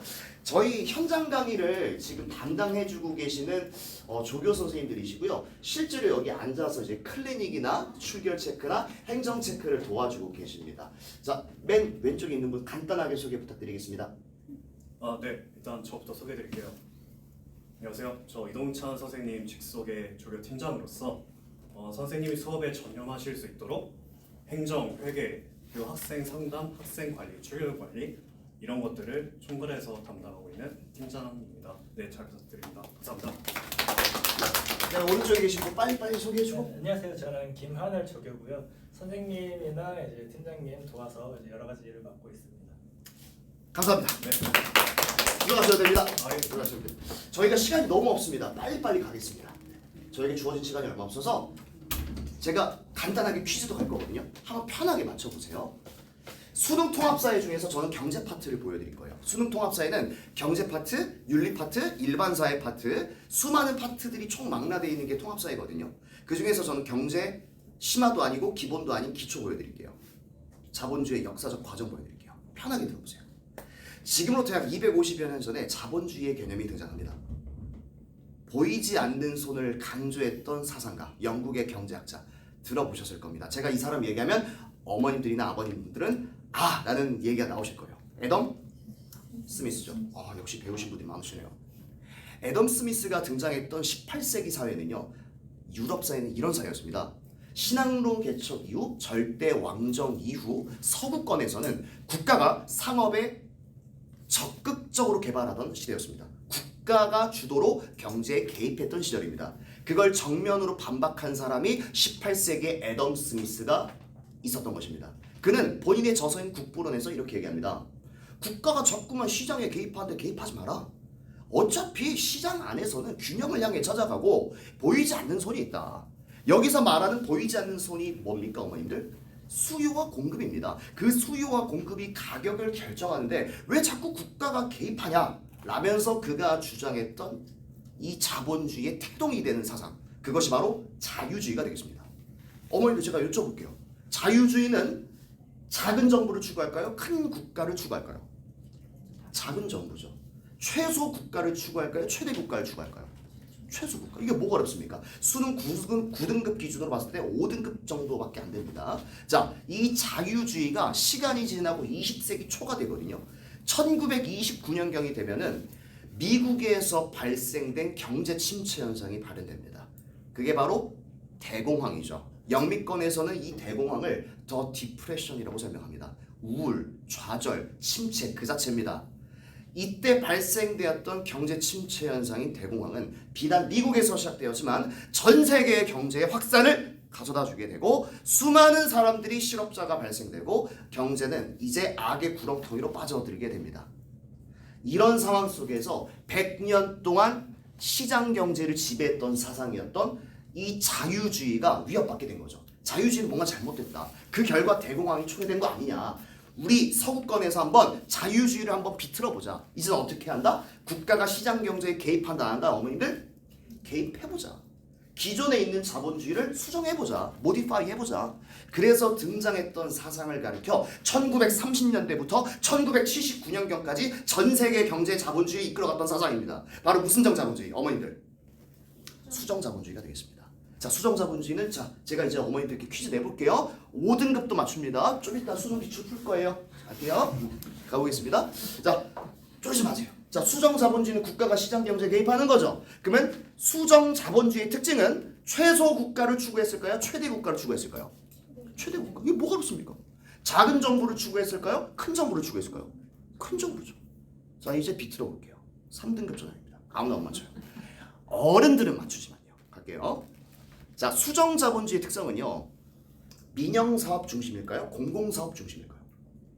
공공 사업이지 않습니까? 우리에겐 당연히 국가 주도니까 공공 사업이죠. 요즘 애들 그런 거 잘 몰라요. 공공 사업 중심이죠. 자, 이제 2등급 전형 갈게요. 아무나 못 맞춥니다. 이거. 갈게요. 수정 자본주의의 특징은 복지제도 축소가 맞습니까? 확대가 맞습니까? 어머니들께서 확신에 가득 찬 표정으로 확대라고 말씀해 주셨습니다. 정답은 확대죠. 저에게 복지제도는 이렇게 느껴집니다. 모든 국민들은 납세의 의무가 있지 않습니까? 수많은 사람들이 세금을 내지만 조금 더 사회적 약자 계층은 더 적은 세금을 내고 사회적 강자 계층, 조금 더 많은 돈을 가진 사람들은 세금을 많이 내지 않습니까? 그걸 국가가 개입해서 더 많은 사회적 약자들에게 공공부조 서비스, 금전적 서비스 혜택을 주는 게 복지제도지 않습니까? 복지제도는 저에게 이렇게 다가옵니다. 국가가 시장경제에 굳이 개입하고 있네요. 그러면 수정자본주의의 특징은 복지제도 축소가 맞습니까? 확대가 맞습니까? 어머님들? 확대죠. 2등급 전입니다. 자, 이 1929년경 이후 1930년대 태동된 수정자본주의는 1979년경까지 세계 경제를 이끌어 나가게 됩니다. 1979년경 어머님들 아버님분들이 이때 보통 출생 많이 하셨을 거예요. 이때 일어났던 유명한 사건이 하나 있는데 무슨 파동? 석유파동이 일어나죠. 이때 정확히 말씀드리면 2차 석유파동입니다. 이 2차 석유파동이 1979년경에 태동됩니다. 유가가 상승하면서 비단 유가뿐만 아니라 이제는 물가에도 영향을 주고 물가가 상승되고 물가 상승이 지속화되자 인플레이션 현상이 가속화됩니다. 그리고 인플레이션 현상 때문에 경제가 침체화되고 그것이 장기화되고 이제는 손쓸 수 없는 상황, 스태그플레이션 현상이 가속화되죠. 1980년대 초반 전 세계의 경제는 이제 낙후되고 있었고 침체되고 있었고 악화의 시기였습니다. 이때부터 서구권에서는 이런 생각을 합니다. 수정자본주의를 50년 동안 믿어왔는데 이것이 잘못됐다. 우리 한번 150여 년 전에 애덤 스미스 시절로 돌아가 보자 해서 등장했던 1980년대 사상, 자유주의가 원래 있었으니 그 자유주의를 옛 구자로 쓰고 새롭게 등장한 자유주의, 그것이 바로 새로운 신자를 써서 무슨 자유주의? 어머니들 하실 수 있습니다. 신자유주의입니다. 1980년대부터 태동된 신자유주의는 2025년 작급의 시대를 영위하고 있고 모든 국가들은 조금씩 차이가 있을 뿐지언정 약간의 차이는 있을지언정 기본적인 흐름은 신자유주의적 세계관에 속해 있죠. 자, 신자유주의 가보겠습니다. 최소국가, 최대국가. 어머님들. 최소국가. 작은 국가, 큰 국가. 작은 국가, 작은 국가. 복지제도 축소 확대. 어머님들 할 수 있어요. 축소. 자, 이제 좀 어렵게 갈까요? 좀 어렵게 갈게요. 노동시장 유연성 강화가 맞을까요? 약화가 맞을까요? 약화, 강화 나뉘셨다. 정답은 강화입니다. 노동시장 유연성이란 건 저에겐 이렇게 느껴집니다. 노동시장은 이거죠. 노동자와 사용자 간의 관계지 않습니까? 그 노동시장에서 노동자가 사용자의 눈치를 보지 않고 자유롭게 이직할 수 있으며 사용자 또한 노동자의 눈치를 보지 않고 자유롭게 이직과 해고를 할 수 있는 그 노동시장의 유연성이란 건 정부가 개입하고 있지 않네요. 자유롭게 이동하네요. 그걸 유연성, 플렉시블이라고 하지 않습니까? 노동시장의 유연성이 강화되는 것이야말로 신자유주의의 특징이라 볼 수 있겠네요. 이게 1등급 선제입니다. 자, 이제 한번 이번 28년도 수능 교육부에서 낸 예상 문제 풀어보시겠어요? 다 맞추실 수 있습니다. 가보시죠. 가보시죠. 할 수 있습니다. 우리 아가들이 이제 고3 때 이거 배워야 돼요. 어머님들 가셔야 돼요. 가셔야 돼요. 자, 이거 제가 만든 게 아닙니다. 교육부에서 만든 겁니다. 지침사항이에요. 이렇게 우리는 이렇게 낼 거다. 자라나는 09년생 이후 10년생, 11년생, 12년생, 13년생 아가들아 잘 봐라. 이거예요. 한번 풀어보겠습니다. 신뢰하는 후보 대통령과 대법원장. 지금 저에 대한 설명입니다. 저는 0.5초 만에 후보 대통령이 나온 순간 미국의 역대 대통령이란 냄새가 났습니다. 근데 많은 아가들은 후보 대통령이 지금 미국 대통령이지 영국 대통령이지 알게 뭡니까? 영국 대통령이 아니죠. 영국 총리죠. 쭉쭉 보자는 거예요. 보통 저는 고3 애들한테 이렇게 가르치거든요. 중요한 부분은 중략 이유다. 그 말을 다시 한번 요약해 주거든요. 검은 목요일로부터 시작된 지금의 난국. 저에겐 이렇게 느껴집니다. 통합사회, 이거 지식과 독해력이 있어야 됩니다.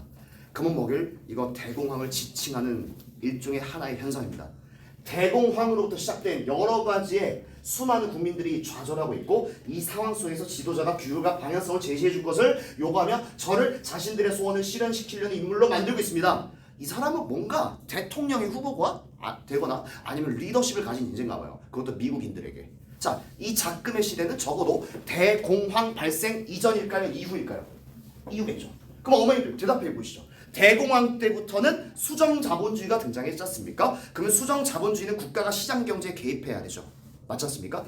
그런 성향을 고르는 거예요. 1번 갈까요? 자본가와 노동자들 간의 계급부쟁?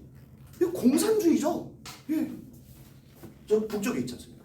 2번에 대규모 공공사업을 벌이는 뉴딜 정책. 공공사업, 전 냄새가 났어요. 이거 수정자본주의 냄새가 확 나네요. 뉴딜 정책 아쉽겠지만 뉴딜 정책은 중2 세계사 때 배웁니다. 루즈벨트 대통령이 실시했던 국가 주도의 사업이었죠. 테네시강과 미시시피강 주변에 수십 개의 댐을 건설한 바가 있죠. 그 결과 일자리가 창출했고 그 결과로 이 경제 대공황을 슬기롭게 극복한 설화로 남아 있습니다. 사례로 남아 있습니다. 3번과 4번, 5번 시간이 없어요. 수능 통합사회가 이렇게 돌아가신다는 걸 어머니께서는 다 알고 계셔야 됩니다.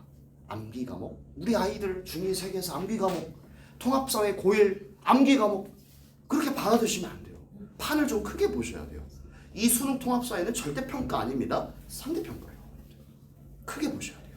왜 중2 때 세계사 배우는지 아십니까? 왜 중3 때 한국사 배우는지 아십니까? 바로 통합사회에 대한 밑거름이었던 겁니다. 중2 때 세계사를 왜 배우냐고요? 이때 세계사 때 건모를 배우고 이때 당시에 대공황 다 배우거든요. 그 어린 나이에. 그 이유는 따로 있었던 겁니다. 바로 이 부분에 대한 밑거름이 필요했던 것이죠. 시간이 없어서 지금 눈치를 너무 많이 주시네요. 바로 넘어가겠습니다. 자, 제 강의는 스토리텔링, 판서, 밀착관리 다 돼 있습니다. 다 생략하겠습니다.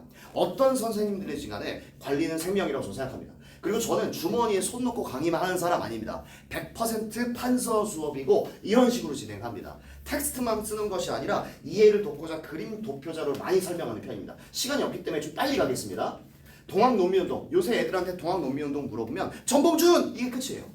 근데 사실은 전봉준이 이렇게 많은 동학논미운동에 이렇게 많은 배경과 맥락 속에서 이어져 있다는 사실을 아는 친구는 별로 없습니다. 그래서 중학교 3학년 한국사 때, 그래서 고1 한국사 때 3등급, 4등급 컷이 나오면서 우는 거예요. 그리고 저 찾아옵니다. 근데 중등 때부터 훈련이 된 친구들은 고등학교 1학년 때 압도적인 1등급을 자랑하고 있습니다. 실세로 간다는 얘기죠. 다 생각하겠습니다. 다 생각하겠습니다. 주간 테스트를 보고 일주일에 한 번씩 주간 테스트를 보고 그 주간 테스트 결과를 매주 월요일마다 어머님들과 아버님 번호로 전송하고 있습니다. 다 넘어가겠습니다. 실제로 시간표거든요. 이미 5월달에 개강을 했습니다. 그래서 혹시라도 알고 있습니다. 국영수가가 세팅이 안 되신 분들이나 혹은 세팅이 되신 분들은 일단 사진을 찍어 놓으시고 나중에라도 시간이 되신다면은 어머니께서 좀 상담을 도와드리도록 하겠습니다. 사진 지금 찍으시면 상관없습니다. 네. 죄송합니다. 제가 너무 주제 넘게 소리가 커졌죠. 흥분하고요. 죄송합니다. 죄송합니다. 어머니 재밌게 해드리려고. 저도 흥분하다 보니까. 네. 고등학교 1학년 어머니분들은 안 계시죠? 네. 전형적인 그 내신 대비별 학교니까 이 얘기하고 이번 시간 마치도록 하겠습니다. 빨리 끝내드릴게요. 전 이렇게 생각하거든요. 한 번 1등급을 찍은 친구들은 그 왕좌의 자리에서 내려오지 않습니다. 다시 말씀드릴게요. 한 번 1등급을 찍은 친구는 그 왕좌의 자리에서 내려오지 않습니다. 그 이유는 고1 정도가 되면은 사춘기가 끝나고 이제는 웬만하면 아이들이 그 왕좌의 자리에서 내려오지 않으려는 보수적인 성향을 가집니다. 정책이 아닙니다. 네. 그런 성향을 가지고 아이들이 그때부터 더 열심히 하게 마련입니다. 제가 이 말씀을 드리는 이유는 중등 교육과정의 3배 정도가 고1 교육과정이니 이 중등 교육과정은 단순히 외고, 자사고, 특목고도 중요하지만 조금 더 크게 보신다면 앞으로는 수능이라는 제한적 거점을 향해서 조금 더 대국적으로 사회를 바라보는 게 옳지 않을까라는 생각 속에서 말씀을 드렸습니다. 이상으로 발표 마치도록 하겠습니다. 감사합니다. 정말 열심히 하세요. 감사합니다. 우 선생님 에너지 되게 좋으시죠? 그러니까 우 선생님 보면 사실은 이제 뭐 서덕고등학교 갈 때도 성적이 필요하죠. 예, 우리 어머니들 근데 올해 보니까 사실은 뭐 등수대로는 안 가는 것 같았어요. 공부 잘합니다 아니어도 붙은 애들 좀 있었어요. 그래서 우리 어머니들 혹시 뭐 B가 있고 C가 있고 뭐 이렇게 하시는 분이 있으면 도전은 하시는 게 맞습니다. 네네. 일단은 지금 제가 아까 말씀드렸던 너무 이쁘시죠. 네. 근데 우 선생님 지금 제가 일부러 모셨어요. 왜냐면 성적 공개하라고. 과학학원이 사실 그 선행하는 학원은 많아요. 뭐 미탐도 있고 뭐 중학교 어머니들 중에 연구하고 준비하는 애들은 사실 선행 많이 빼죠. 선덕 같은 경우도 사실은 과학 날고 기는 애들 잔뜩이에요. 그런데 중학교 과정에서 사실 내신을 집중적으로 봐주는 학원은 사실 구하기 어려워요. 근데 저희 선생님께서 저희는 진짜 크게 선행 안 뺍니다. 딱 내신이에요. 그래서 중학교 2학년, 3학년, 고등학교 1학년 통과까지. 그다음에 고등학교 2학년 물리를 지금 가르치고 있어요. 그쵸, 선생님? 그래서 그거 스케줄을 한번 오픈할 거고요. 선생님께서 제가 한 10분 정도 부탁을 좀 드려서 10분 정도 설명을 하실 겁니다. 여기 지금 중학교 3학년 어머니들한테 지금 한 말씀 드리면 중학교 3학년 학생들 중에 수학을 저게 서바이벌 반이라고 개강을 합니다. 이게 뭐냐면 원래 보통 수학 강의료가 얼마일까요? 45만 원 정도 되죠, 어머니. 이 강의료는 저희가 6개월 동안 50% 할인할 거예요. 왜? 공부 잘하는 애들한테 그 저렴한 가격으로 공부할 수 있는 기회를 주는 거예요. 대신 50%니까 한 23만 원 정도만 내면 돼요. 그런데 그러면 원장님 대충 가르치는 거 아니에요? 아니에요. 딱 15명인가 딱 20명 한 반만 딱 빼고 갈 건데 선생님이 가르치실 거고 20몇만 원 주고 하고 그 다음에 한 번도 안 빠지고 숙제 열심히 오면 학생한테 10만 원 페이백이 나갈 거예요. 그러면 어머니들 입장에서 12만 원 주고 애가 다니는 거예요. 근데 대신 학생한테 뭐가 있냐면 내가 열심히 하니까 내가 10만 원 장학금을 받네? 이런 느낌을 주고 싶었고요. 고1 아니고요. 중3만. 중3만 그런 프로그램이 있습니다. 그래서 좀 이따 수학생님 잠깐 나오셔서 말씀하실 거라서 제가 미리 말씀드릴게요. 네, 출석 부탁드릴게요. 100점 잔뜩 부탁드립니다. 네, 감사합니다. 제가 좀 루즈한 시간대에 들어온 것 같아서 저는 정말 빠르게 하기로 약속을 했거든요. 그래서 정말 신속하게 진행하도록 하겠습니다. 좀 루즈하시죠? 자, 일단 저 먼저 소개를 드리자면 제가 지금 사용하고 있는 이 PPT가 제가 오늘 준비한 저랑 조금 다른 감이 있어서 제가 조금 구성을 좀 바꿔가면서 설명을 좀 드리도록 하겠습니다. 저는 일단 중계 국풍 아이작 과학에서 중고등과학 팀장 맡고 있는 강사 김채라고 합니다. 반갑습니다. 네. 이 부분에 대해서 조금 간략하게 진행을 하고자 제가 준비한 부분이 많긴 하지만 조금 생략을 하고요. 이 부분부터 말씀드리도록 할게요. 제가 이렇게 인원 참여해주신 분들께 학년을 조금 조사를 해보니까 중2, 중3, 고1 어머님들이 많다는 걸 확인을 했어요. 제가 이제 통합과학에 대해서 좀 중심적으로 설명을 드리고자 합니다. 통합과학이 어떤 과목이냐 학생들이 처음에 와서 저한테 물어보면 저는 이렇게 말을 하는데요. 중학교 1학년, 2학년, 3학년 3년 동안 배운 이 전체 내용을 1년 동안 배운다라고 생각해 주시면 될 것 같아요. 그러니까 제가 이렇게 노란색으로 칠한 부분이 중학교 3년 동안 전체 배운 단원 중에 노란색 부분이 바로 통합과학으로 연계가 되는 단원입니다. 근데 이런 부분이요. 제가 이제 수학이랑 조금 비교를 해 설명을 드리자면요. 수학은 중학교 2학년, 중학교 3학년, 고1, 고2 배우는 내용이 다 달라요. 단원마다 도형을 다루나 함수를 다루나 내용이 다 카테고리가 다르다면 과학 같은 경우는 확장되는 개념이기 때문에 학생들이 중학교 2학년 때 원소, 분자, 화학을 처음 배워요. 그 다음에 중학교 3학년 때 그들을 조합해서 화학 반응식을 만들고요. 그 다음에 고등학교 1학년에 올라가면 그 화학 반응식의 양적 관계를 논합니다. 얼마나 양이 필요한지. 그렇기 때문에 중학교 2학년 때 처음 과학을 딱 배웠어요. 중1 때는 우리 학교는 시험도 없고요. 자유학기제고요. 중학교 1학년이 무슨 시험 공부를 해요. 공부를 안 하다가 중학교 2학년 처음 올라오자마자 처음 배우는 1다운이 바로 화학이에요. 그 다음에 2다운이 전기와 자기 물리학입니다. 이렇게 1, 2다운이 보통 중간고사로 들어가게 돼요. 그러면 처음 시험을 봤는데 갑자기 너무 과학이 어려운 거죠. 과학? 너무 어려워. 나 안 할래.가 돼버리면 이때 원소 원자 배워서 중3 때 이거를 조합을 해야 되는데 원소 원자를 아직 모르기 때문에 여기에 대한 게 풀이가 안 돼요. 전 학생들한테 이런 얘기를 해요. 알파벳을 안 배우고 지금 올라왔다. 알파벳을 조합을 해서 단어를 만들고 문장을 만들 거고 이제 고등학교 1학년 가서 독해야 되는데 지금 알파벳을 못 외웠어요. 왜 안 해요? 라고 하면 어렵대요.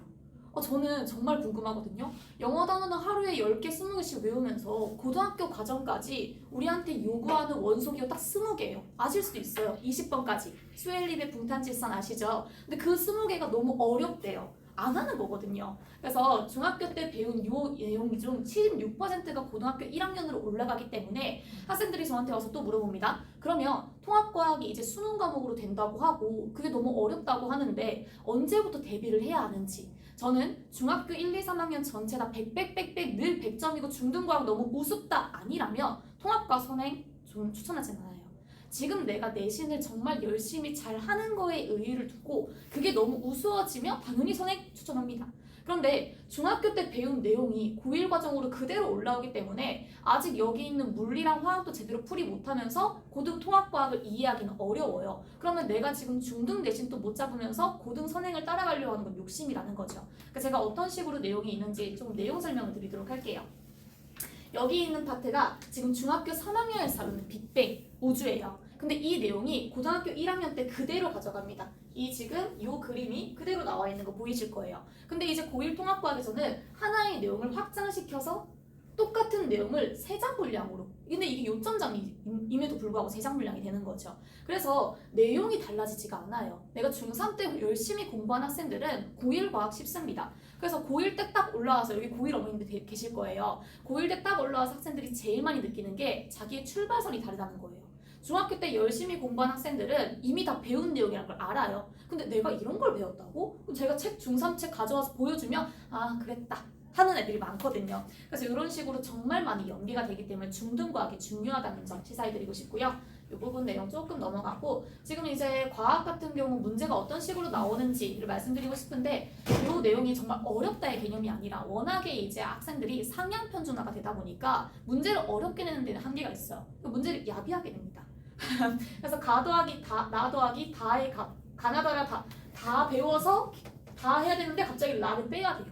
이런 거 학생들이 언제 눈치를 채요? 지금 막 시간이 급박하고 40분 안에 문제 풀고 마킹까지 해야 되는데 그래서 학생들이 그만큼 상향 편준화가 됐기 때문에 어려운 문제도 잘 맞춰야겠지만 정말 기본이 중요하다. 이런 거 좀 말씀드리고 싶고요. 올바른 화학식의 개수는 하나라고 틀리면 다 틀리는 거예요. 그 다음에 이제 이런 것들을 기억니은데 이거 옳은 것의 개수도 이것도 정말 너무하죠. 근데 이게 상명고 같은 경우는 서술형 문제로 나와요.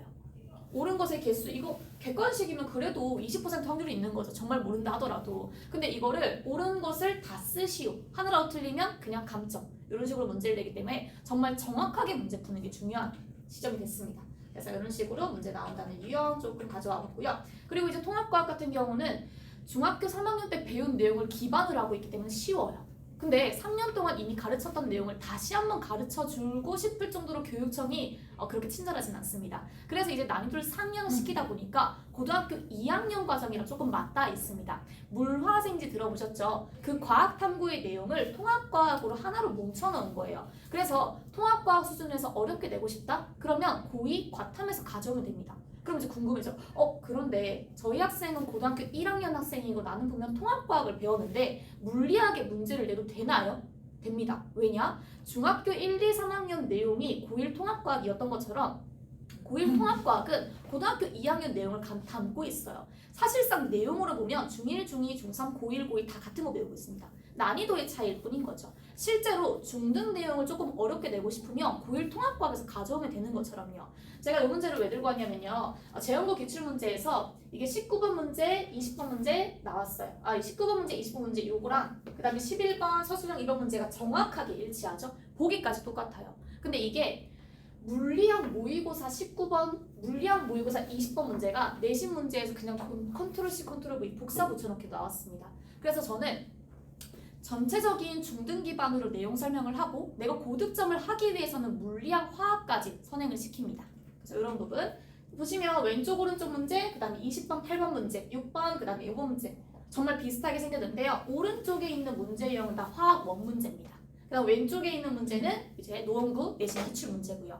이렇기 때문에 여기 과학은 새로운 내용을 배우는 개념이 아니라는 거 제가 계속 말씀드리고 싶어요. 중학교 때 배운 내용 고1, 고2 계속 이어가는 과정이기 때문에 절대 포기할 수 있는 과목이 아닌데 과학 어려워요? 제가 누구보다 잘합니다. 너무 어려워요. 지금 학생들 수준에서 요구하고자 하는 이 과학이라는 전체 난이도가 어려워요? 근데 포기할 수 있는 게 아니잖아요. 이제 수능 과목까지 들어간다 해서 저는 문과인데요 라는 말도 이제 안 통해요. 그러면 어차피 끝까지 가져가야 되는 거 빠르게 시작을 해야 되고 그걸 중간에 나 이제 과학 너무 어려워서 하기 싫어라고 했을 때 다독여줘야 됩니다. 그래서 이런 식으로 제가 수업을 어떤 식으로 진행하고 있는지 조금 말씀드릴 때 이 부분만 말씀드릴게요. 학생들이 과학이 너무 어려워요? 그럼 이제 오늘 수업 내용 굉장히 어려웠으니까 저는 매 수업을 촬영하고 있어요. 그럼 이 수업 집에 가서 다시 들어라고 했을 때 그 2시간 분량 절대 안 보죠. 방금 내가 들었는데 그냥 이해가 안 될 뿐이야. 근데 그렇다고 해서 내가 2시간 강의를 다시 집에 가서 영상 강의 하는 학생 있다면 너무 칭찬해주고 싶은데 없어요. 그렇기 때문에 학생들이랑 조금 합의를 봅니다. 내가 이 2시간 수업 중에 분명히 어려웠지만 A부터 G까지 다 어렵진 않았겠지. 중간에 잠깐 졸았거나 잠깐 내가 집중을 잃은 어떤 특정 부분이 있다면 그 부분에 한해서만 내가 선생님이 학습지를 줘요. 그리고 그 학습지에 대해서 그냥 주는 게 아니라 제가 영상 강의를 다 찍어놨어요. 분량은 한 5분 정도 분량밖에 안 됩니다. 그럼 학생 입장에서 그래 내가 이 부분이 이해 안 된 건 맞고 선생님이 준 학습지 제가 직접 만들었고요. 영상 강의도 제가 직접 다 찍었어요. 그냥 핸드폰으로 5분, 10분만 보면 되는 강의예요. 그래서 내가 요즘 2개 정도 이해가 안 됐다. 그럼 2개만 줍니다. 그럼 이 정도는 내가 해줄 수 있다. 이런 식으로 학생들이랑 조금 타입을 보고요. 그리고 제가 또 말씀드리는 게 학생들이 학원에 좀 남아서 공부하고가 정말 싫어합니다. 그리고 너 좀 부족했으니까 다음 주에 또 와. 정말 싫어하고요. 학교에서 자습 시간 줘도 공부 안 해요. 근데 학생들이 좋아하는 자습이 있어요. 스터디 카페 가는 거 너무 좋아합니다. 저는 그래요. 왜 자꾸 돈 주고 스터디 카페 가냐고. 학원에서 공부하면 되지. 근데 그 말이 안 먹히죠. 그럼 또 합의를 봐요. 제가 주말에 한 번 수업을 해요. 주 1회 수업과. 근데 그것만으로 부족할 수 있으니까 한 번 더 오라고 했을 때 절대 안 와요. 그래서 어차피 집에서 숙제할 거 여기 에어컨 빵빵하고 선생님이 있고 언제든지 질문할 수 있고 궁금한 거 생겼을 때 그냥 입으로 툭 튀어내보내면 제가 바로 답해줄 수 있는 이 공간에서 수업해라. 대신 절대 노터치다. 제가 여기 공부한다고 해서 와가지고 부담스럽게 더 줄까? 이거 해줄까? 이런 식으로 안 하니까 숙제를 여기에서 해라 라고 하면 애들이 와요. 그럼 저는 이제 그 평일 중에 클리닉을 열어서 개인 과외를 해줍니다.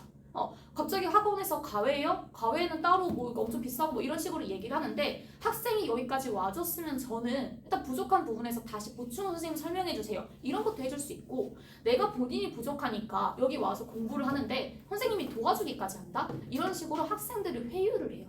그렇기 때문에 제가 이번에 성적이 조금 좋았다는 걸 말씀드리고 싶고요. 그래서 저는 이런 식으로 노력한다인데요. 네. 그래서 이번 성적에 50% 이상의 학생들이 중고등학생 포함해서 90점 이상이 나왔고요. 70% 이상의 학생이 80점 이상이 나왔어요. 중고등학생 포함해서요.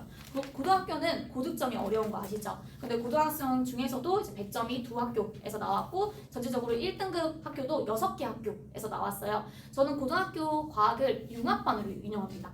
한반 대진고 내신 대비반, 무슨 재연고 내신 대비반 이렇게 운영하지 않고 연합반으로 운영을 해요. 그러면 본인은 시험 범위가 좀 다를 수 있고 저는 이 부분이 부족하고 한 번 더 설명이 필요한데요 라고 하는 경우는 평일 클리닉 계속 부릅니다. 그렇기 때문에 개별적인 진도가 들어가기 때문에 학교별 진도보다 학생들이 조금 더 호응이 좋았어요. 그래서 제가 궁금하신 분들 너무 시간이 축복한 관계로 요거 시간표는 여기 자리에 놔두고 가도록 하겠습니다. 궁금하신 점 있으시면 이따가 끝나고 좀 부탁드리도록 하겠습니다. 감사합니다.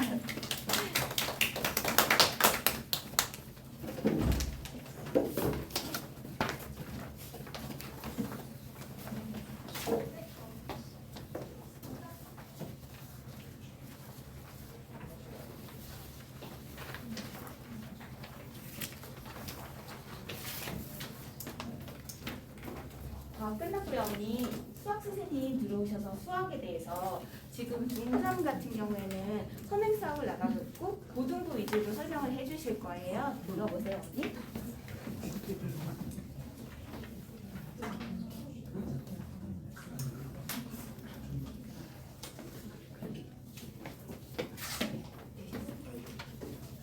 안녕하세요. 안녕하세요. 설명이 이제 1시간 반 좀 지나셨네요. 예, 학생들은 하루에 한 3시간, 4시간 수학 듣거든요. 예, 조금만 힘내주시기 바랍니다. 예, 저는 이제 국풍 2000 이제 KS 수학학원 이제 원장 담당하고 있는 이제 황홍준 학생인데 반갑습니다.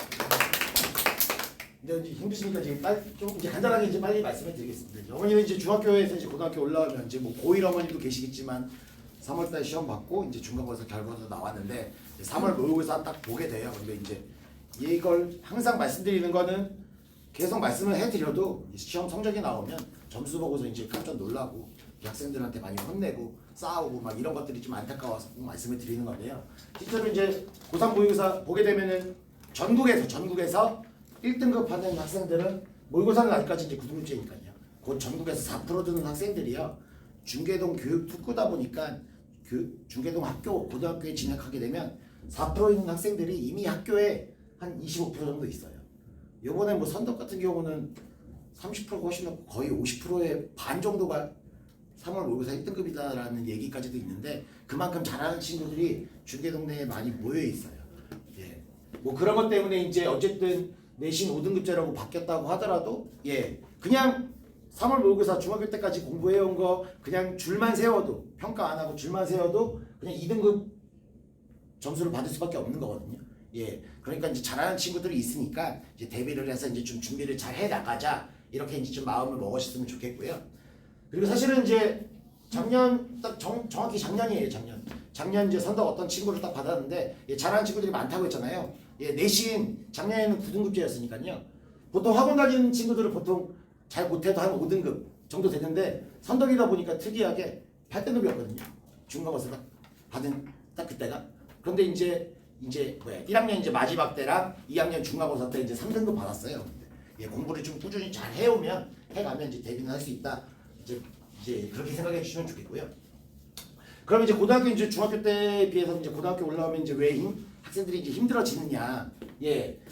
실제로 중학교 이제 출제 비중 유형은 이제 계산력 40% 이해력 60%여가지고 예 실제적으로는 이제 예전에는 이제 저희가 처음부터 이제 수학이라고 안 부르고 이제 산수라고 이제 불렀잖아요. 근데 저는 이제 그래서 산수하는 학생을 예 이제 평가 기준이 고등학교 때는 바뀌어져요. 계산력이나 이해력이 있는데 이제 사실 이제 문제 해결이나 추론력 여기 부분에 이제 비중이 되면서 수능 유형도 마찬가지거든요. 그 부분이 많이 늘어나다 보니까 산수하는 아이를 이제 수학하는 사고하는 아이로 바꿔야 되는데 예, 사고하는 방법 그 방법을 좀 가르치다 보니까 잘 안 잡혀 있는 경우가 되게 많더라고요. 그걸 이제 빠르게 이제 좀 준비를 예, 해야 되겠다라고 이제 생각을 하고 있고요. 예. 그리고 이거는 이제 어머니들 이제 뭐 고등학교 어머니 말고 이제 중등부 어머니들은 이제 좀 참고하시라고 학교별 시험 난이도별로 이제 분류를 해놓은 거거든요. 예, 사실 이제 지금 시험이 이제 어려운 부분. 예, 그리고 이제 시험이 중간, 이제 쉬운 부분 학교인데 이제 빨간색들은요 중요한 학교는 아니고요. 예, 실질적으로 뭐냐 학교 내에서 교과서 말고도 이제 부교재가 존재를 해요. 예, 선덕 같은 경우는 근데 계속 바뀌어가지고 3년째 바뀌었거든요.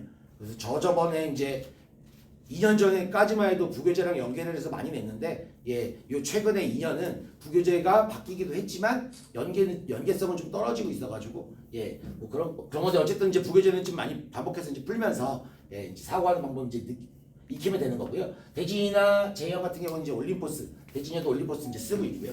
예, 부교재 위주로 이제 시험을 보면 될 것 같습니다. 그리고 영신이는 이제 부교재가 있는 게 아니라 예, 학교 프린트 주거든요. 프린트. 학교별 프린트 줘가지고 이제 그거에 대해서 이제 분석해서 유사 문제로 해서 이제 대비를 하면 될 것 같습니다. 그런데 이제 학생들이 왜 수학을 어려워하고 이제 이렇게 되느냐 이제 보면은 여러 가지 이제 이유가 있어요, 어머니들. 근데 학생들이 가르치다 보면 수학 내용은 모르는데 여학생 같은 경우는 부모님 생신 알겠죠? 아이돌 생일 별자리 뭐 그런 거 다 외워요. 그리고 남학생들은 게임 스킬 저도 게임 좋아하는데 너무 복잡해가지고 저도 모르는 것들을 다 외워요. 다 능력이 있거든요. 될 수 있거든요. 그런데 게임을 잘하려고 해도 어머니들 생각을 해보세요. 게임 룰이나 이런 것들을 잘 알아야 이길 수 있는 방법도 알 수 있는 거잖아요. 수학도 마찬가지거든요. 수학도 기본적으로 개념, 정의 확실하게 알아야 되거든요. 근데 항상 물어보면 느낌상으로만 그건데 하면서 대답도 잘 못해요. 예, 그래서 저는 무조건 개념 노트 쓰게 시킵니다. 그리고 쓴 친구들이 무조건 성적 형성이 더 잘 되고요. 그리고 성향상 잘 쓰지 않는 친구들도 있어요. 글씨가 조금 이제 글씨체가 좀 나쁘다든가 이렇게 해서 잘 안 쓰는 친구들이 있는데 그런데 이제 뭐 권유는 이제 계속 해 나가지만 결국에는 써요. 왜냐? 쓴 친구들이 옆에 있는 친구들이 이제 성적 형성 보이는 거 또는 대답을 하는 거 알아가는 거 그런 과정들이 보이니까 꼭 쓰게끔 되거든요. 그래서 이제 그렇게 이제 외우게끔 시키고요. 그 후에 그 개념도 써 있는 것들 이제 책에도 다 나와 있고 뭐 책에 없는 부분도 있겠지만 그걸 바탕으로 단계별로 어떻게 사고하는지 저는 그거에 연관되게끔 이제 수업을 진행을 하거든요. 이제 이 정도까지가 어떻게 보면 학생들의 역할이 이제 제가 방향 제시는 해주고 학생들의 역할이 큰 것 같아요. 근데 이제 이렇게만 준비한다고 해도 사실상 점수 받기는 쉽지가 않아요. 왜냐면 이제 중계동 친구들까지 잘하는 친구들이 좀 많다고 했잖아요. 그 내에서 이제 등수를 매기기 위해서 시험이 너무 터무니없게 어렵게 많이 내거든요. 근데 그 이제 문제 적용하는 이제 풀이나 이런 분석 이런 것들은 이제 제가 준비를 해가지고 이제 학생들한테 제공을 하는 거고 그리고 이제 이것까지 이제 돼서 한 2등급 그리고 더 잘해서 1등급 상위권을 노리고 있다. 그러면 이제 어떤 문제가 나오더라도 이제 심화 문제 대비할 수 있게끔 그런 것들은 이제 제가 준비를 해서 이제 학생들 레벨별로 이제 가르쳐주고 있습니다. 그러면서 이제 저는 지금 사실은 제가 한 14년 전에 이제 중계동 여기 종합학원 큰데 여기 바로 옆에 있잖아요. 거기서 이제 최연소 고등부 팀장으로 있으면서 사실상 저는 이제 거의 최상위반 위주로 이제 수업을 많이 하면서 서울대나 의대나 이제 입결도 많이 보냈다가 한 7년 정도 근무를 하다가 제가 대치동에 갔었거든요. 대치동에서 있다가 대치동에서는 근데 재수생이랑 고3 수능 위주 수업을 하다가 한 3년 전쯤에 여기 옆에 요즘에 제일 이제 학생 수가 많이 가는 이제 뭐 다 친해요. 싸우고 나온 건 아니기 때문에 한림학원 내에서 이제 고등부 이제 1, 2학년부 내신 담당하고 있다가 저 자신 있어서 부품 여기 원장님이랑 이제 콜라보 해가지고 차린 거거든요. 어떻게 보면 이제 개념 노트를 위주로 이제 수업을 하면서 학생들 위주로 이제 수업을 하겠다. 그래서 이제 차렸는데 제가 지금 이제 고등부 학생들은 이제 뭐 가르치고는 있지만 그래도 이제 뭐 내년 내후년 이런 학생들을 이제 가르치기 위해서 서바이벌반 7월 개강을 할 거거든요. 사실은 이제 중3 대상입니다. 중3 대상. 근데 이제 학생들이 작게 시작하다 보니까 사실 그렇게 이제 썩 잘하는 친구들을 아직까지 어머니들이 못 믿어서 그런지 안 맡겨 주시더라고요. 근데 조금 이제 중상위권 학생들을 자사고나 이제 일반고 최상위권 목표로 이제 만들기 위해서 그런 자신이 있으니까요. 그렇게 해서 이제 서바이벌반 개강하니까 이제 그 부분 좀 알아주셨으면 감사하겠습니다. 여러분 다른 거 어머니들 이제 궁금한 시간 있으실까요? 서바이벌반 대수 미적분부터 시작해요. 7월은 지금은 사실 이제 반은 진행하고 있거든요. 진행하고 있는데 그 친구들이 7월 달쯤에 이제 기말고사 끝나고 나서 대수 공통수학 1, 2 끝나고 대수 시작하게끔 되는 그 반이어서 그 학생들이 지금 뭐 제가 잘 가르친 건 아니지만 왜냐면 중학교를 가르쳐 본 적은 한 번도 없어요. 근데 내신 대비를 근데 고등부랑 좀 연계해서 이제 봤더니 요번에 이제 뭐 100점 95점 이렇게 좀 성적은 잘 받아서 소개를 좀 오고 있기는 한데 이제 그 반을 이제 서바이벌 반으로 만들려고 이제 계획 중에 있습니다. 그리고 내년 2학 중3 되는 학생들 반으로 해서 이제 또 이제 개강을 또 이제 할 거니까요. 이 학생들은 이제 고등학교 올라오게 되면 이제 제가 내신 대비는 이제 확실하게 책임을 질 거고요. 그렇게 해서 이제 반을 구성하고 있습니다. 이상입니다. 감사합니다.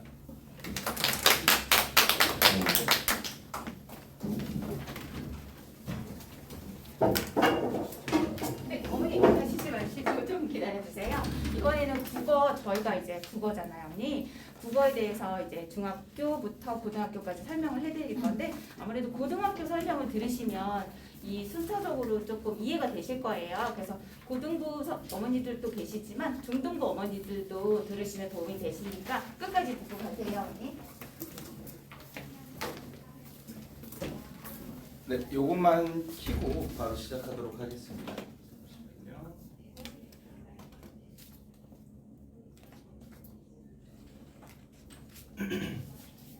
네, 국민청 강사 송용창입니다.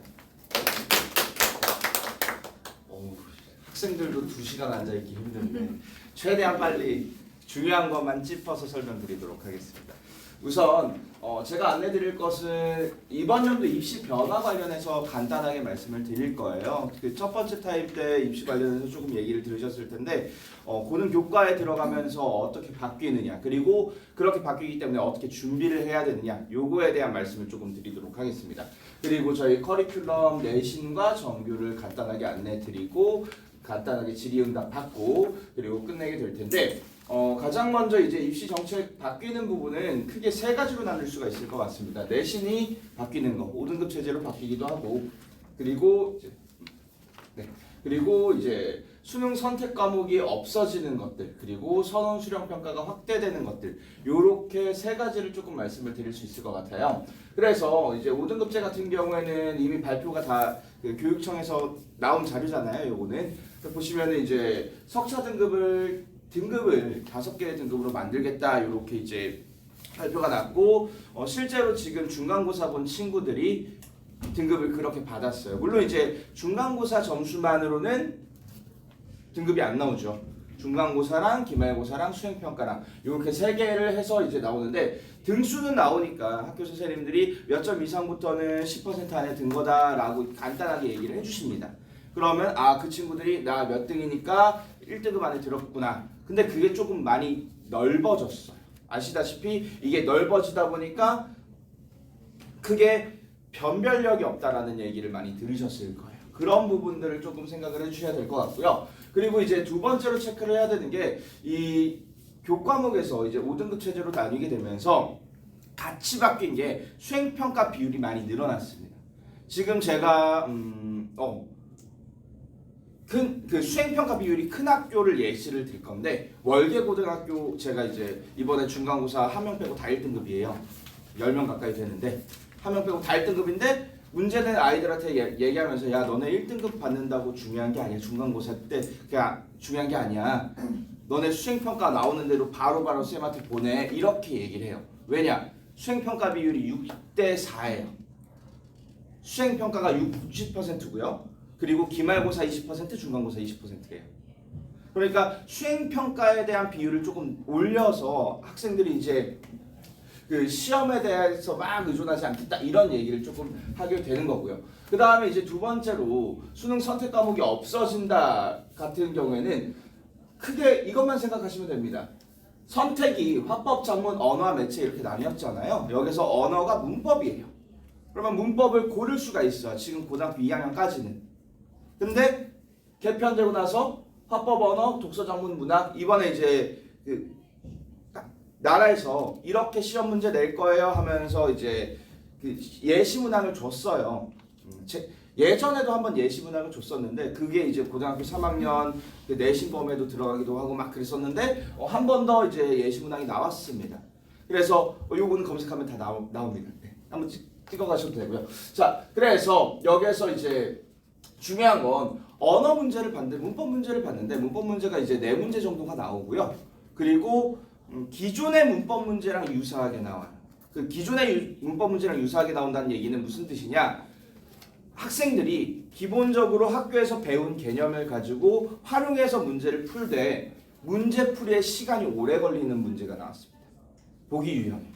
그러니까 고등학생 어머님들은 아실 거예요. 시험 딱 받았는데 한 문제가 문법 문제인데도 불구하고 한 문제가 한 바닥이에요. 왜냐? 보기가 이만큼 있어요. 그 보기도 막 이상한 보기예요. 뭐 예를 들어서 이번에 실제 나왔던 의문변동 문제로 말씀을 드리도록 하겠습니다. 의문변동이 4종류가 있다. 교체, 탈락, 축약, 첨가가 있는데 이 4종류를 각각 플러스 1, 플러스 2, 마이너스 1, 0으로 했을 때 이 부르마블이라고 하는 거에서 각각 단어가 어떤 데까지 가겠느냐 뭐 이런 식으로 문제를 출제를 해요. 그럼 학생들이 유형에 대해서 익숙하지 않거나 아니면 새로운 유형을 풀어갈 능력이 없으면 문제가 어려워지는 거죠. 그러니까 결국 수능의 본질로 돌아가겠다라는 얘기가 조금 이제 보이는 거예요. 수능의 본질이라고 하는 게 결국 무슨 얘기냐? 수능이 뭐 해준 말이죠? 대학 수학 능력 평가죠. 그죠? 수학 능력이에요. 그럼 여기서 수학이 매스가 아니라 배울 수 있는 동문 수학할 때 수학이에요. 너 서울대에서 배울 수 있는 능력 되니? 너 연대에서 배울 수 있는 능력 돼? 이런 식으로 사고력을 평가하겠다는 얘기입니다. 제대로 읽는지 제대로 판단하는지를 보겠다는 얘기예요. 그런 식으로 보기 위해서 그러한 문제들을 나오는 거고 그런 것들 때문에 이제 모의고사가 중요해지는 거고 이번 연도부터 고등학교 1학년 6월 모의고사 서울시에도 봅니다. 그죠? 그래서 이런 식으로 변화가 된다라고 생각을 하시면 되겠고요. 그리고 추가적으로 이제 여기서 딱 적어놨는데 암기가 아니라 국어 실력을 평가하겠다. 뭘로? 선원수령으로. 선원수령이라고 하는 게 이거는 이제 선원수령이라고 하는 게 조금 이제 잘못 판단하시는 경우가 있어요.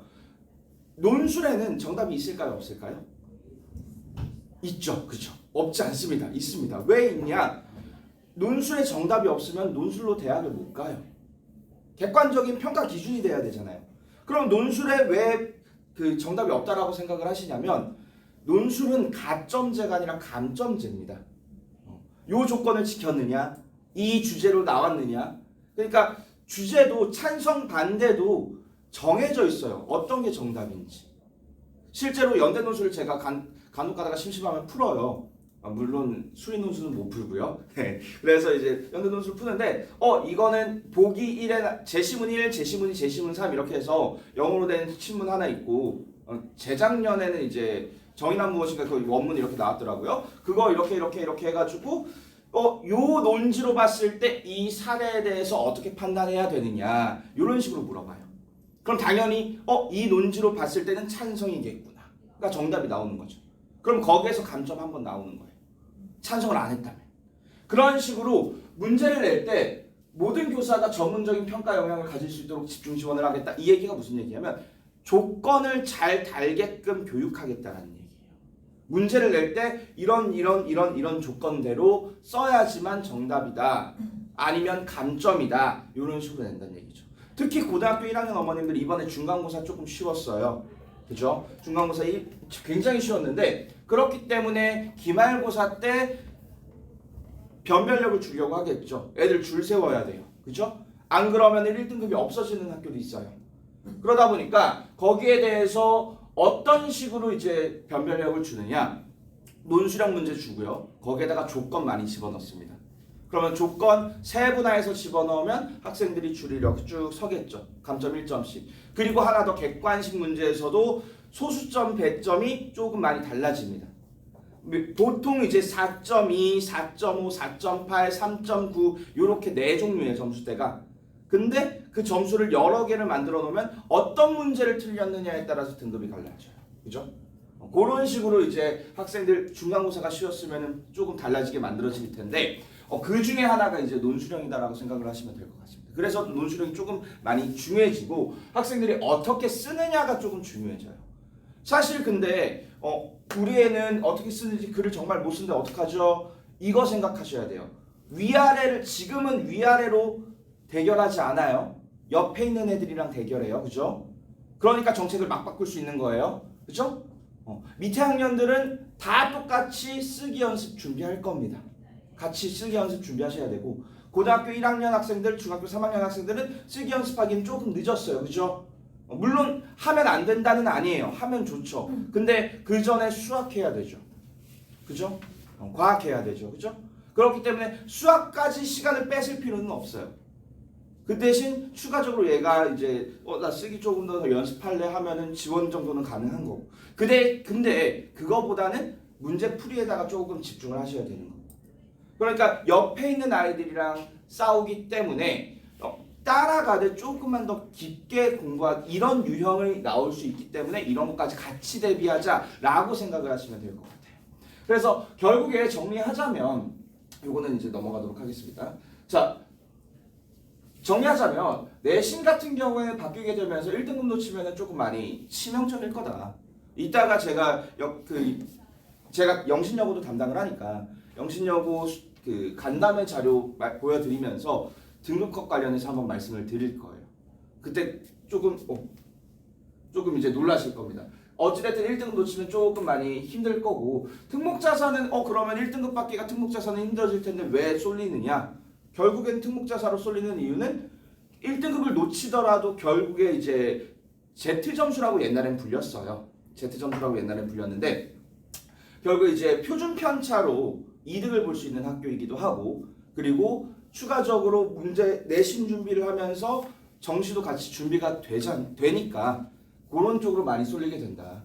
그런 식으로 여러 가지 이제 뭐 학생부 반영이라든지 아니면은 이제 추가 전형 같은 것들이 많이 확대가 될 것이고 지역 균형은 조금 줄어들 것이고 이런 것들이 조금 생길 거고요. 그리고 수능 같은 경우에는 이제 수학, 국어 이렇게 과목 비중이 조금 높아질 건데 특히 이제 수학 비중이 조금 높아질 거라고 저는 생각을 합니다.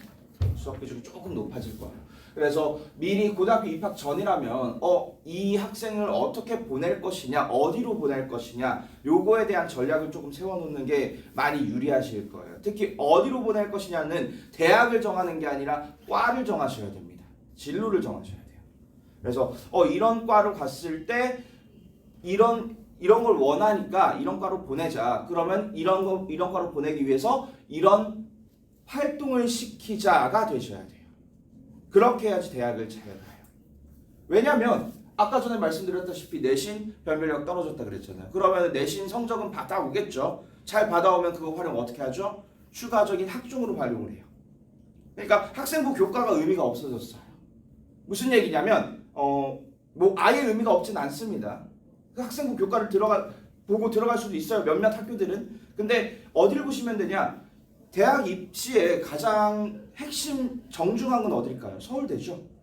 서울대는 학생부 교과가 없습니다. 학생부 종합전형만 있어요. 그러니까 추가적인 활동이 필요하다고 말씀을 드리는 거고요. 그래서 그런 식으로 조금 정리를 해서 생각을 해주시면 되고 그러면 고등부에서는 이제 내신을 조금 어떻게 준비를 하느냐 그 학생부 종합 같이 활동하면서 내신 성적도 중요하니까 그런 것들을 조금 보자면 요런 거예요. 1등급하고 2등급이 요렇게 10%가 됐잖아요. 그러면 여기 1등급만 보시는데 여길 보셔야 돼요. 2등급 보면 11%부터 34%죠. 34%면 어디에 속해 있죠? 4등급에 속해 있습니다. 이래서 변별력이 떨어진다라고 말씀을 드리는 거예요. 9등급 체제로 봤을 때 4등급 수준이라고 보는 겁니다. 4등급이어도 그래도 고대 연대 갈 수 있어요. 굉장히 특이한 사례죠. 활동에다가 진짜 몰빵한 사례. 그죠? 고등학교 1, 2, 3학년 동안 여기저기 막 다녀가지고 다닌 사례. 학교 생활 대신 공부 대신 이쪽으로 빠진 사례. 그리고 또 정말 잘 쓴 사례. 그러니까 일반적인 사례 통계를 따르면 여기로 가면 여기랑 똑같으니까 소위 말하는 16개 대학이라고 하지 말고 이렇게 말씀을 드릴게요. 설날에 자기네 아들은 어디